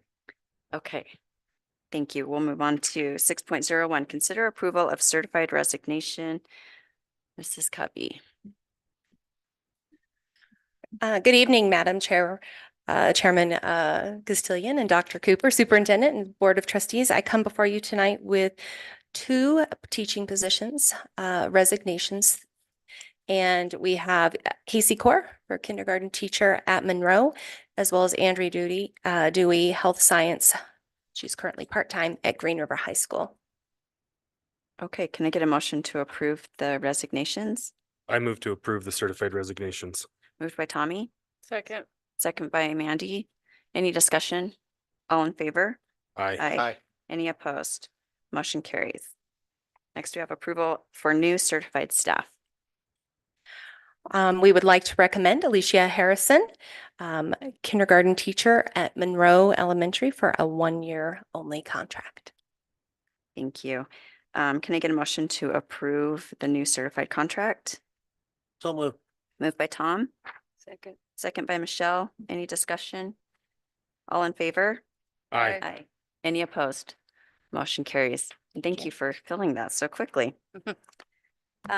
Next we have our curriculum instruction and assessment, K through 8 curriculum adoption update, Dr. Demery. Thank you, Madam Chair, Dr. Cooper and Board of Trustees. I just hope Trustee Tolman doesn't ask me the same level of questions that he just did. I don't think I'll be able to answer those, but Thane, nice job. So as you know, last spring, we embarked on a journey to get a new curriculum for our K-8, ELA and math, and along with a few other supplemental curriculum tools. And so we thought after first quarter's ended, we'd give you kind of an update as to where we're at and how it's going and some of the professional development that they had provided within that purchase. The first piece that we think is important is, again, for our parents and our community members, is to just provide that level of transparency about what tools we are using. And one update that we've been working closely with some of our parents about is getting our libraries content and our catalogs out to our community so that parents can check what library books we have available in each of our schools. And so with the help of Mrs. Trumbull at Lincoln Middle School and our technology department, we now have, as part of all of our school websites, our library catalogs that parents can just go and search any title of any books that they may be seeking or wanting to make sure are not available in our libraries. They can do that. And so, again, just that effort of being really transparent with our families. The next piece is that's important is that our new curriculum, HMH, does have a family resource, a family room resource that provides all the texts and all the resources that we utilize with our students. And so those are readily available for our families to review and take a look at so they know what kind of content we're covering. We are one of the 23 districts that currently are participating in Dr. Megan's Dagenfelder's initiative to provide transparency through the Wyoming Department of Education, where we have all of our curriculum tools online and they're available through the Wyoming Department of Ed. We were one of the 9 original districts that participated in that, and so if any family's curious about what we're using, those are all online as well. Zane Blozer's our new handwriting tool, and just as a reminder to our families that there's a lot of parent resources on there if they're wanting to give their children additional practice at home. Same with a lot of our other tools. They can go on and have some material that aligns with what we're currently teaching their children. And then lastly, as you know, we have ClassLink and Google Classroom are readily available in our district, and something that many parents can access as well, and their kids can access at home.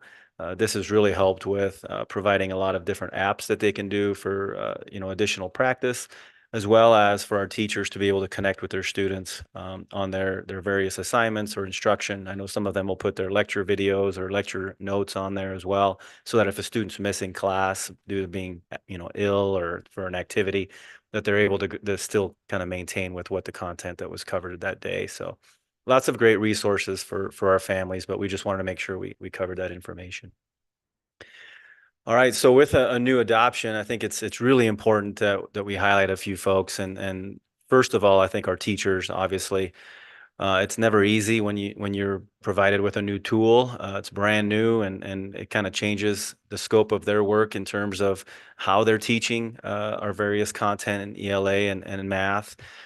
We know that our standards is what drives our instruction. However, the tools that we use and providing that consistency across all of our elementaries and our middle school is quite an endeavor to take. And we know that it's been difficult and it's new, and we give them grace and we appreciate their perseverance through that. We know that it's not always easy, and as they're kind of learning it as they're teaching it and trying to plan ahead and see what the next lessons come in front of them. But we just want to give them a huge thank you for their perseverance in that. As well as our instructional facilitators and administrators. Our instructional facilitators have been fantastic on the back end, really aligning how this new tool fits within our priority standards, within our roadmap that we've created on what skills we want our students to know and be able to be proficient in. And so they've done just an extensive amount of work, and we couldn't have done it without them. And then Mary Vaughn, who's our curriculum assistant, she's just a really wonderful resource for all of our staff, and she's been the one setting up all the professional development. She reaches out to these folks if we need additional tools or additional copies of anything. She really is our point of contact, and we just couldn't do it without her, and so we just want to publicly recognize her. I think it's important for all of us to remember that our approach is really a balanced approach in terms of we want our students to have technology integration, especially since we live in a world where that's advancing at a rapid rate. But we also want to provide our students with hands-on learning opportunities. We know that our kids do really well when they can experience learning. And so we've really approached a lot of our instruction through that balanced approach. We provided manipulatives for our math curriculum. Students are still reading books instead of just reading on their Chromebooks. And that's important. It's important to our teachers and it's important to our students. And so just know that that's something we're continuing to do. We've provided more play into our primary grades, where they're able to, collaborate and learn how to work with one another. A lot of those soft skills that we know are really important, especially with our RIGHT initiative and some of those goals. Some of the professional development that we've had this year and this summer, you may remember that we've also brought in UFly, which is a phonics type program that's now consistent in all of our elementary schools. It's really well laid out, really works on sounds and letters and how that relationship between the two, really because we felt from our teachers and the surveys that we had done that was a piece that our students were really lacking. And so our teachers have all been trained now and they've been utilizing this tool, and we think it really goes well. And our instructional facilitators have done a nice job laying it out for the year of kind of when do we teach which skills. So it's really easy for them to implement. But we had a full day professional development there for them on the 11th. We brought back Reading Rev. Again, this is the science of reading. And it doesn't matter what tool you're using in terms of the science of reading. It's really a systemic structured literacy. And I know our staff really appreciates Bree Luna and what she brings for her trainings. They had asked for her to come back and do some more refreshers and bring in on some of our new staff. And so just a really popular training, but one that really gets down to how do our students learn how to read. The 13th, we provided short training on our handwriting curriculum. Again, we want our kids to be able to type, and we want them to be able to express themselves, through written expression. But at the same time, we want them to be able to still write and write cursive and write manuscript and print and all of those things. And so now that's also available in all of our schools, as we know that's hopefully going to help them with our Step Up to Writing and some of our other writing tools that we have, so that by the time they get to those upper grades, they're able to express themselves through writing. The HMH, as promised, has been really involved in our implementation. It started out with a full day training on the getting started in August. All of our teachers have a Coachly, which is a one-to-one coach that they can contact and set up appointments with to get that immediate feedback that they might require. I think we've had a variety of success with that. I think that some of them are pretty good, and some of them I feel like like any type of online kind of coaching, it gets a little bit more challenging, but we're working through that.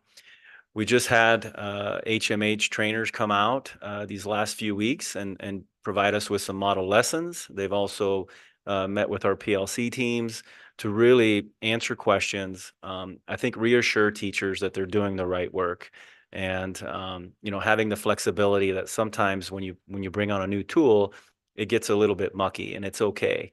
To just keep believing in it and keep trying it and just keep learning how to use the tools. And so I think our staff's feedback was really good, especially at the elementary levels. And then our grade level PLC teams, we provided some half days for our grade levels to get together from all of our elementaries to come together and collaborate and just, I think, giving them the time to really share with one another, what's working, what's not working, how are they implementing it, what tricks maybe they have found, kind of get an idea of where is everybody at in terms of throughout the year. And so I think that people really value that gift of time. Same thing for math. As you know, we shared last year that ELA is implemented in all of our elementaries as well as our middle school, and the math is being piloted in certain schools and certain grade levels throughout the district. Next year, it'll be implemented fully throughout the entire district, but similar professional development where they've had the getting started and the model lessons and all of that. So we appreciate that level of professional development.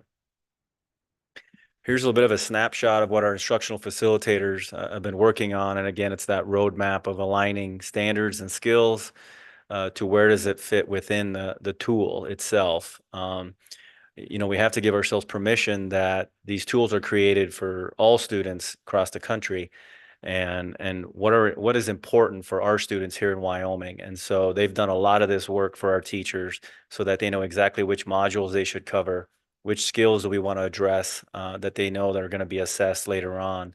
to meet those priority standards. So again, just incredible work by that team. We still assess our students. Obviously, the Y-top is how the state of Wyoming measures accountability currently. And so our teachers are always, striving to try to get our kids to perform well. And as we shared a month or so ago, our students are doing really well. They also have availability to the interims and the modular assessments that are available for them to practice with their students. The interim is optional in the fall for many grade levels. And then the winter, all of our students will participate in that to kind of really get that dipstick of where are our students performing. FastBridge is the screener that we use at our elementary level and really targets specific skills and tells teachers in ELA and math kind of where our students are, where those gaps are at, so they can respond, and they can respond through their teaching and small groups and interventions. And I think it's really been beneficial for our staff as they meet as PLCs to review that information and then really be able to assemble how they're going to group those kids and which skills they may need to reteach or which skills, we can move forward. And so that way we're really responsive to where our students are learning. Here's our next steps. January 19th is our next professional development day. And again, we'll have grade level team meetings. So those grades will come back together. It'll have been about a semester then. And so really, again, kind of seeing what's working, what's not. And it gives us a chance to also get their feedback. What is it that they're going to need for year 2 looking forward? So we can develop that professional development along with HMH and maybe any of those other programs. And we're continually revising how we're assessing our students in terms of those common assessments at all grade levels, really. I know that Mrs. Covey and I just had the chance to meet with our math department, and they're reviewing how those priority standards have changed and how they want to make sure they're assessing the right skills and the right standards. That work goes on K-12, and I think it's testament to our teachers wanting to make sure that our kids are learning what they need to learn, that they are learning, and if they need something, that we can provide it right away, as well as our kids that may need those enrichment opportunities. Maybe those kids have those skills. How do we provide them with that advanced learning opportunity? So that work continues. We want our teachers to collaborate on that work. We feel like it's really important to get their voice and what skills those kids, how do we measure those skills and having those common assessments across all of our elementary schools. So with that, I stand for questions. Questions? I was going to throw a bunch of acronyms at you, but yeah. Yeah, thank you. And thank you Thank you, to Ellen. all of our Thank you. teachers and staff that are implementing that. Okay. We already did our bid request items, so we'll move on to other business. 9.01, the FFA project update, Dr. Cooper.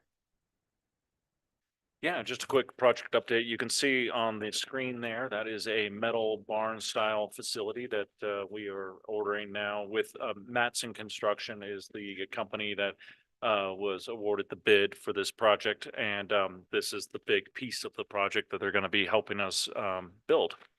And there will be a foundation for this metal building, and it will go on the site. If you haven't been down there yet, it's by the 4-H facilities down there by the river.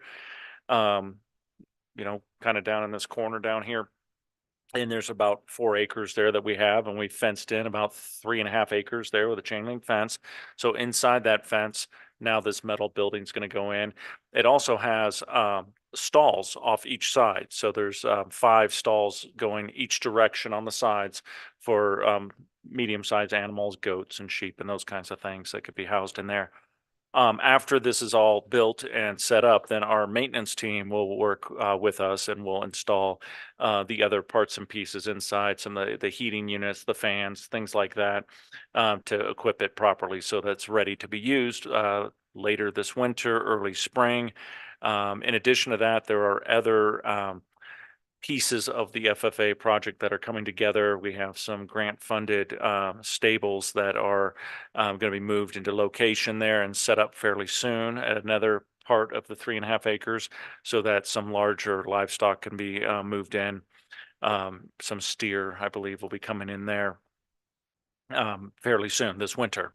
So you're going to see some activity down there. So if you haven't been down there lately, I suggest driving down and taking a look. Right now, you'll see a nice new fence in place that really outlines our perimeter of our property. And then this winter, you'll see this large barn type project coming in.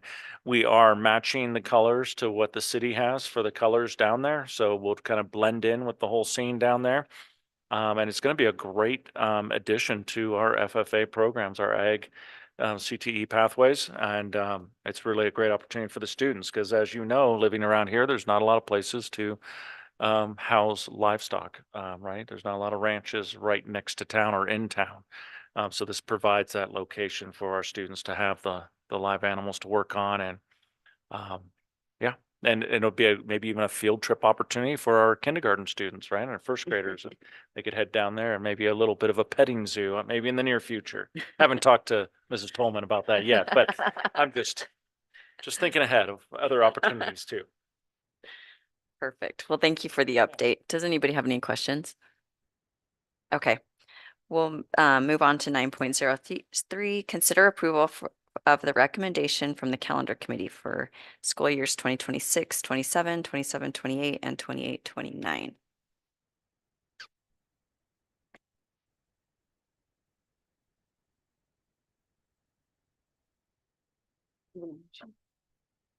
For discussion. Either.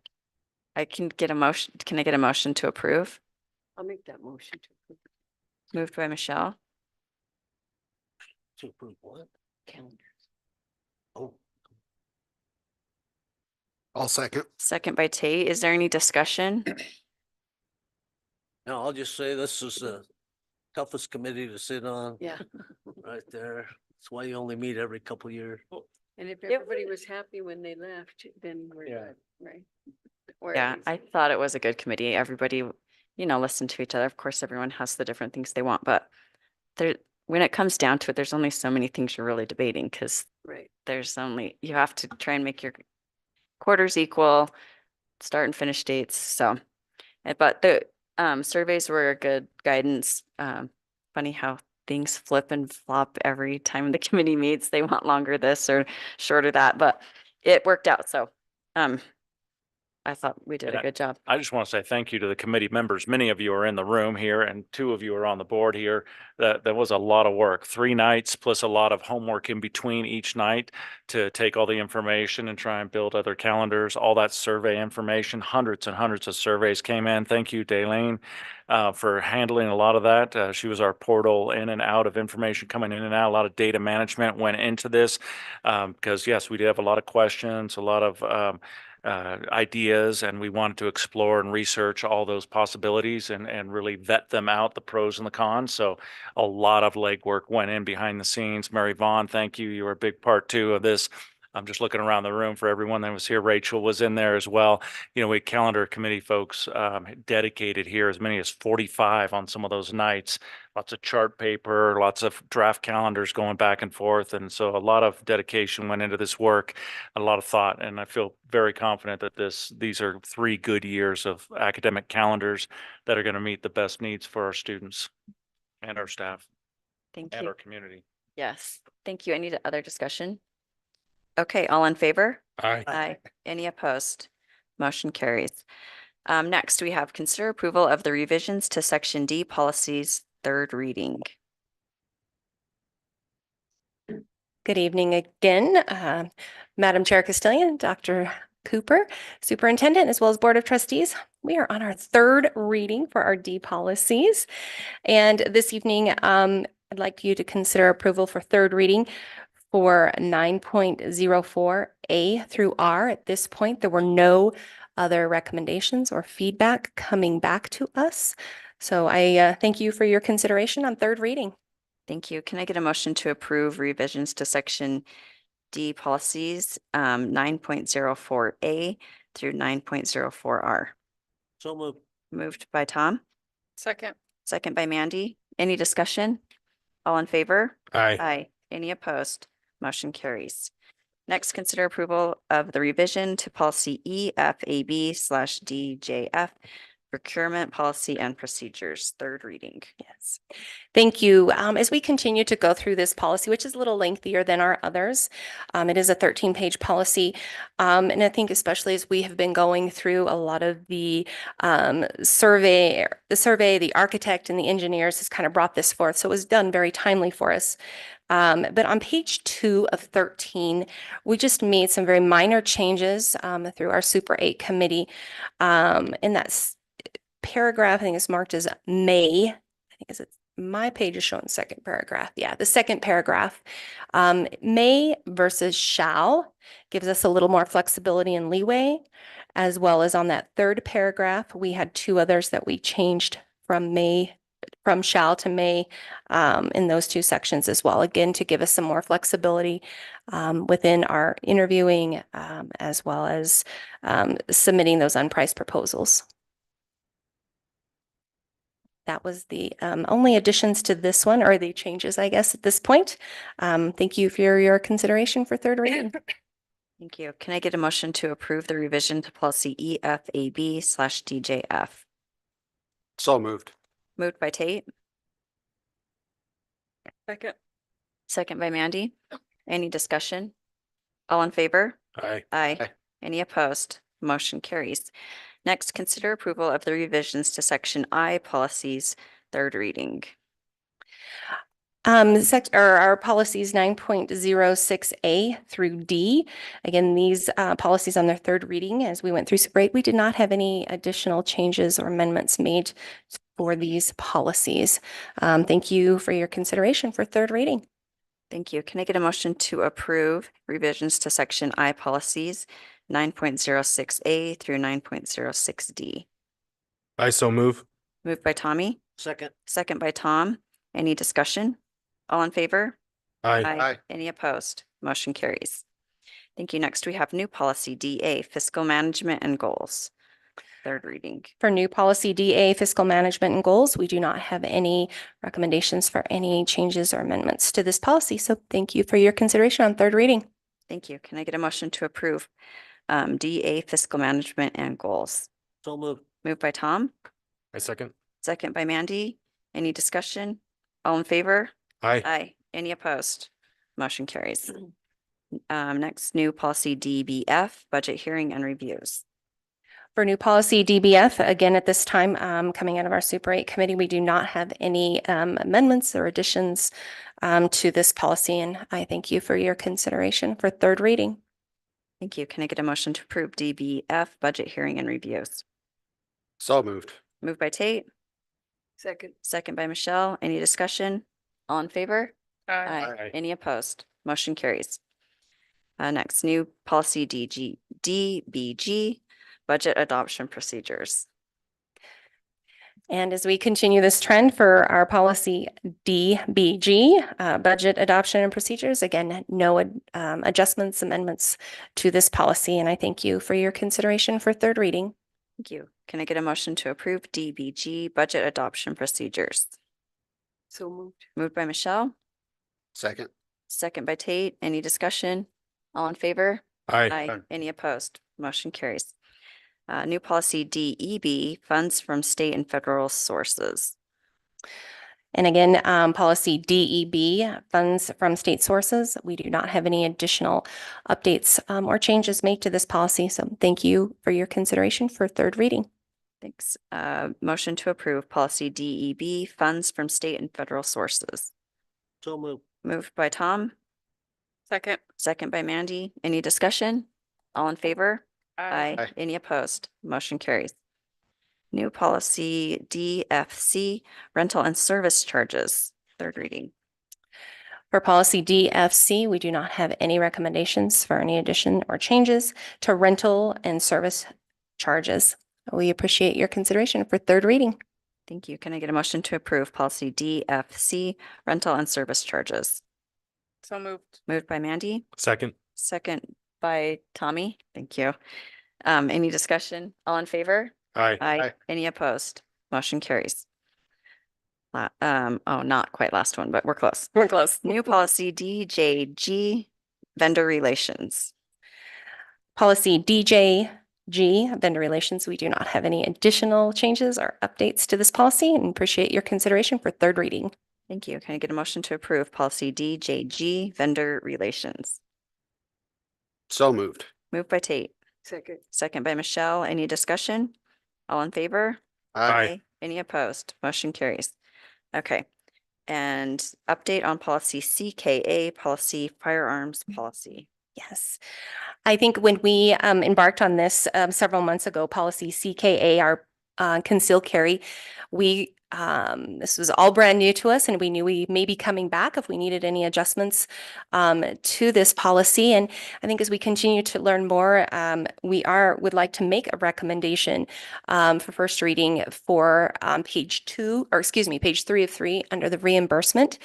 And I think as all of our departments continue to do work around this, I'm very grateful for our business office, Mrs. Sweat, as well as Mrs. Harder, as well as Representative Brady, who gave us some support and guidance and a little more information to add to our policy, because there's a possibility for reimbursement from the state for costs that are incurred through this policy. So with that, we would like to add that reimbursement portion, the bottom of page 3 of 3, so that our district can seek and accept and utilize these reimbursement or funding from the state of Wyoming based around their recommendations that they give to us. So this is first reading for this reimbursement aspect for CKA policy firearms concealed carry. And I thank you for your consideration on first reading.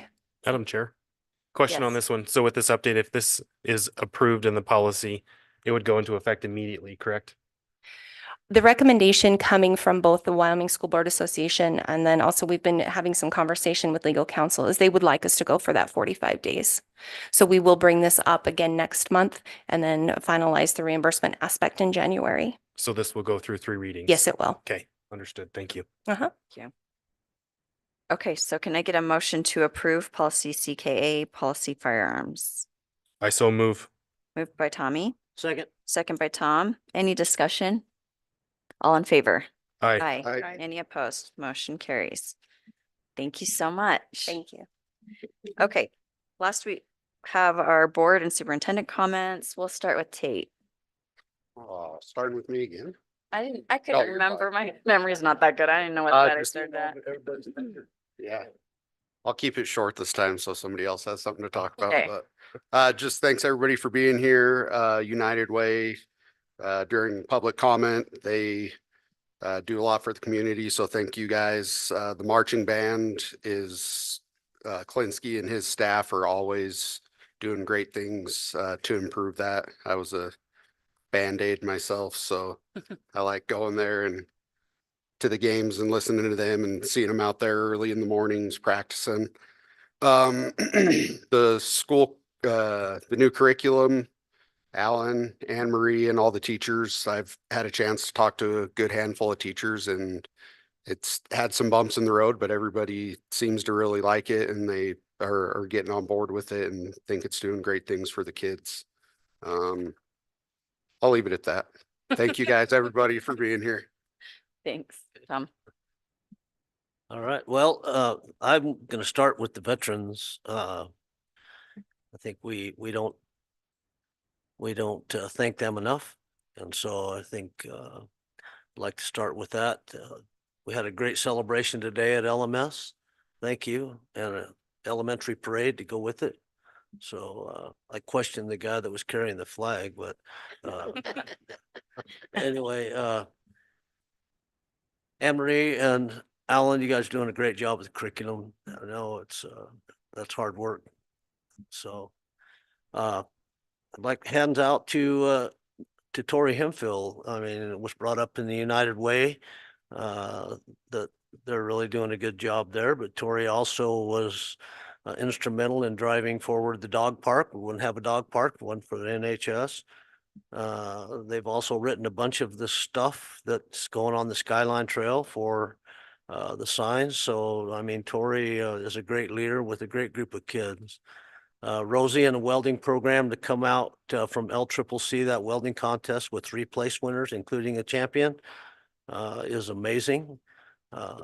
Quinn and the band, I think Mandy brought it up last month that they're about the toughest band in Wyoming because they're out there every morning at 6 o'clock, marching in the snow.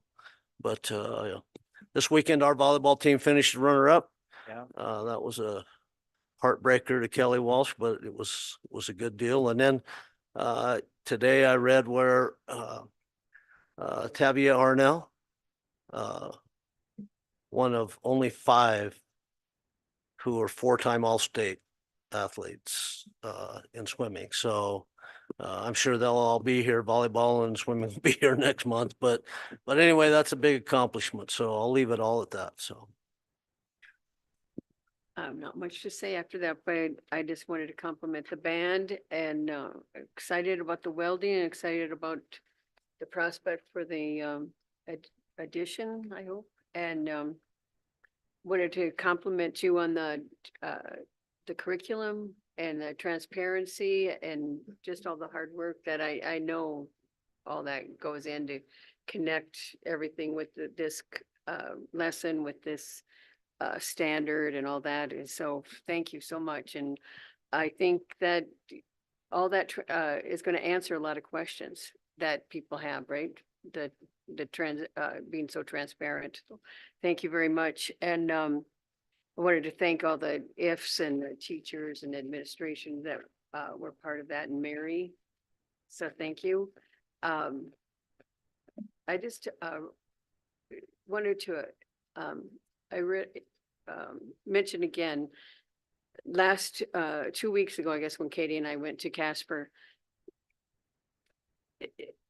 First of all, how wonderful Katie is in making all those connections with other business managers or whatever their title. I mean, they don't all have that same title, but it really helps to see what's going on in the other districts, and she makes those connections with people. And so we're very impressive. And our district is like, I think, head and shoulders, and not that that's not a cut to other people. I don't mean it like that, but the money and how it's been budgeted and how we're just on top of things. It's really just another reason why we should be proud of Green River School District or Sweetwater 1, whatever. But anyway, thank you.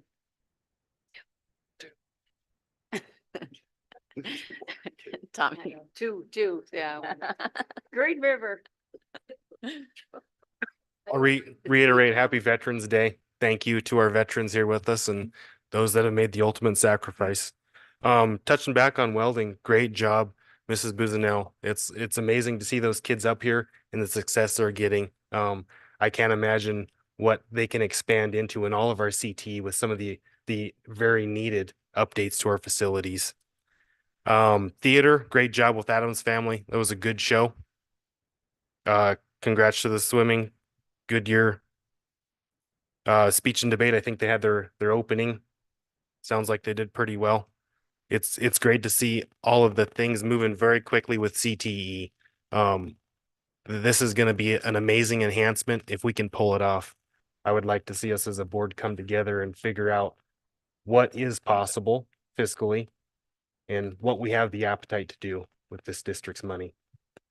The FFA barn is moving quick. Man, good job. That is going. I think that's another awesome opportunity in CTE, work-based learning. The honor garden, that's pretty cool. A lot of hands involved in that. Welding, autos, FFA. We have the maintenance department taking a big lift on that as well. There at Truman, and some sponsors, just from the staff, Mrs. Terrell and Mrs. Brownlee, I think are heading those up. So it's pretty cool, and it got done just in time. Looking forward to the WSBA conference coming up next week. Thank you all. Thank you. Mandy.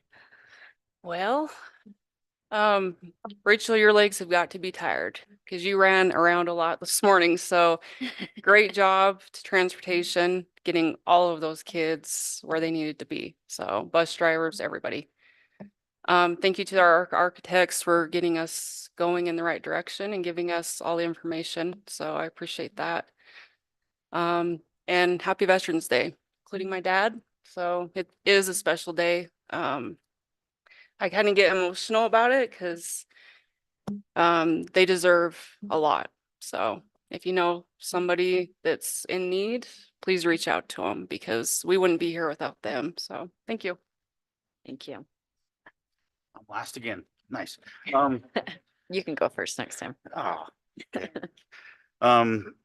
Thanks, Rachel, for getting all the kids everywhere today for the parade. That parade was pretty good. I hope we keep it going. It was fun to see all those kids, see even people walking out of our staff with the kids. Greg, your team at Truman did an awesome job. Got to see that. Yeah, happy Veterans Day. We did a lot of cool stuff. I'd like to see every class do something for Veterans Day because I think it's really cool that our district does so much for Veterans Day. So other than that, thanks to the architects for getting this program with CTE going on the straight and just trying to get it quickly done, but doing it right. Like Tommy said, make sure we can get everything done financially and make sure we do what we need to do for our kids. Other than that, that's all I got. Thank you. Thank you. I'll go. So happy Veterans Day. Again, it was a great celebration. I did receive an email from community member just thanking us for the signs and all the ways that we recognize the veterans.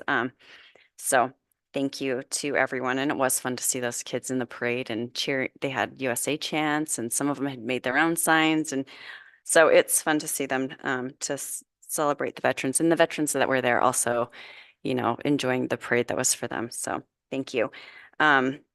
Again, happy Education Week, and we sure appreciate everyone that contributes to the education in our district. And congratulations to volleyball and our football team for making it to playoffs. And we just have a lot going on that's just great in this district. So thank you, everyone. Dr. Cooper. All right. Just have a few thank yous here. I forgot to thank our GREA leaders out here for the calendar committee work. They did a lot of great work with our calendar work. So thank you for participating through that process and keeping our work focused there. Thank you.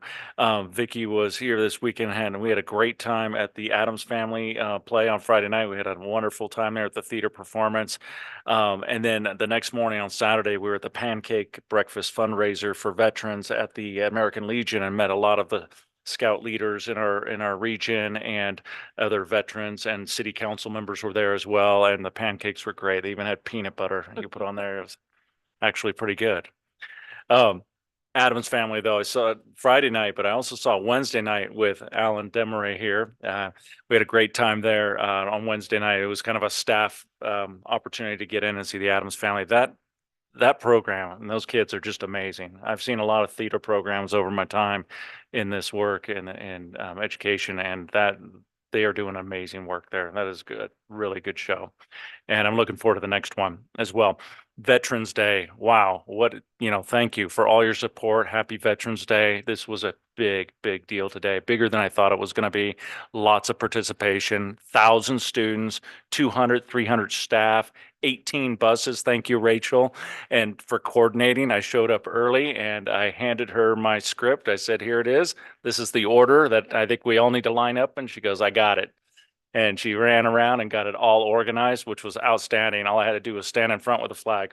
Yeah, you tell me when to go and we're going. But it was wonderful. So many smiles, so many thank yous. The community came out and drove. So a big turnout, bigger than I thought. And then that led into the middle school performance and assembly there, which was wonderful. Thank you guys at the middle school. And then at Truman in the afternoon, another great assembly for veterans. So all day long, it was a veterans theme, and all the educators tied it into their curriculum work and into their learning opportunities at all of the schools. So it was great at all levels. We even had high school students come down and participate. They weren't walking in the parade, but they came down to cheer us on. Expedition Academy was there as well, cheering us on, so we had students participating in different parts of the parade and different parts of the day. It was a lot of fun. And I think it's something that we'll have to continue to do in the future. I think we have a little, room for improvement, but we've got off to a great start. If we can just keep the weather that's nice. That was the key factor. It's really nice.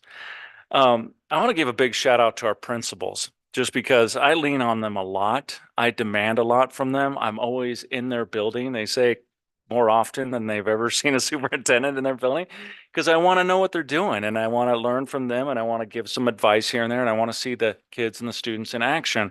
And so just thank you. Thank you for tolerating me every week. I'm in your space, in your buildings, and I have ideas, and thank you.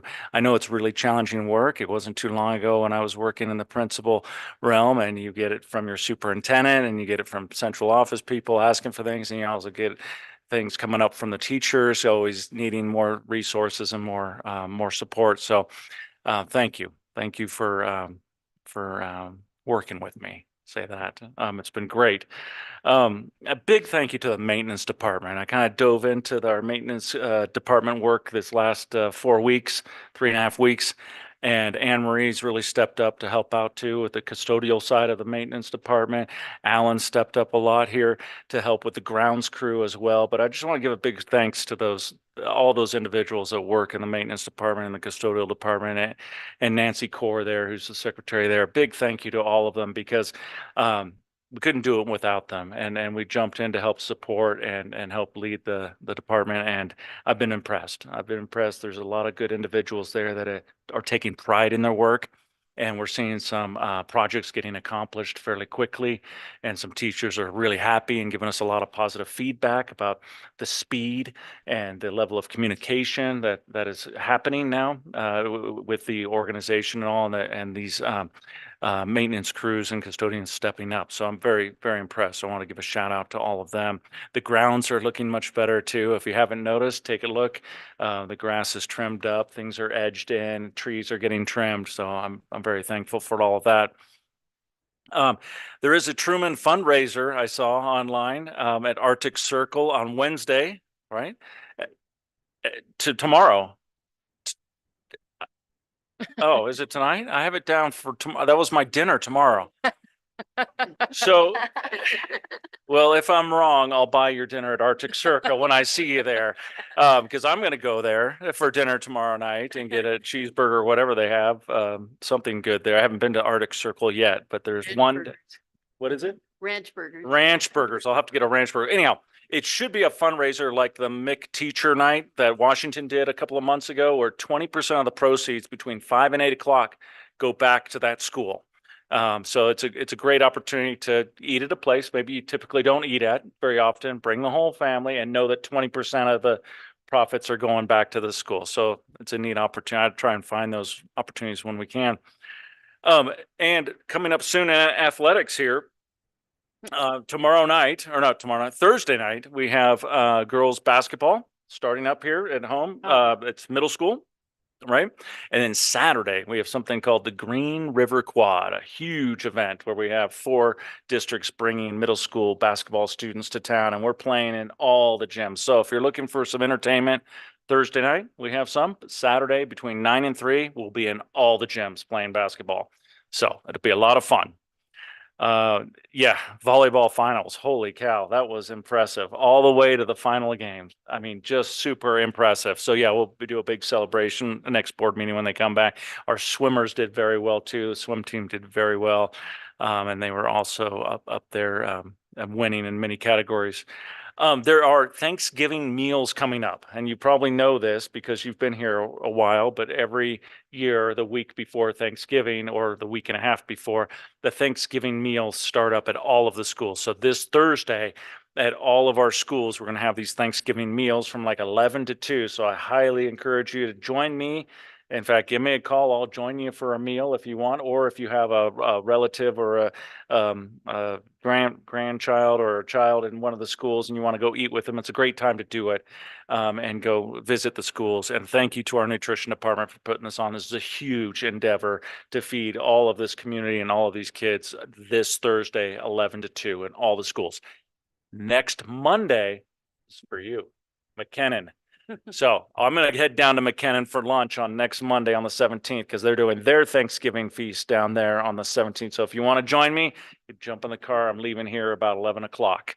You could jump in and I'll give you a ride down there. We can visit McKinnon and have lunch, then have Thanksgiving lunch with them. Thank you, everyone. Thank you for your support. Thank you, architects. Thank you very much. It was a great presentation, great information, and a lot of work has gone into this so far just to get us right here today. And so thank you and happy Veterans Day. Great, thank you.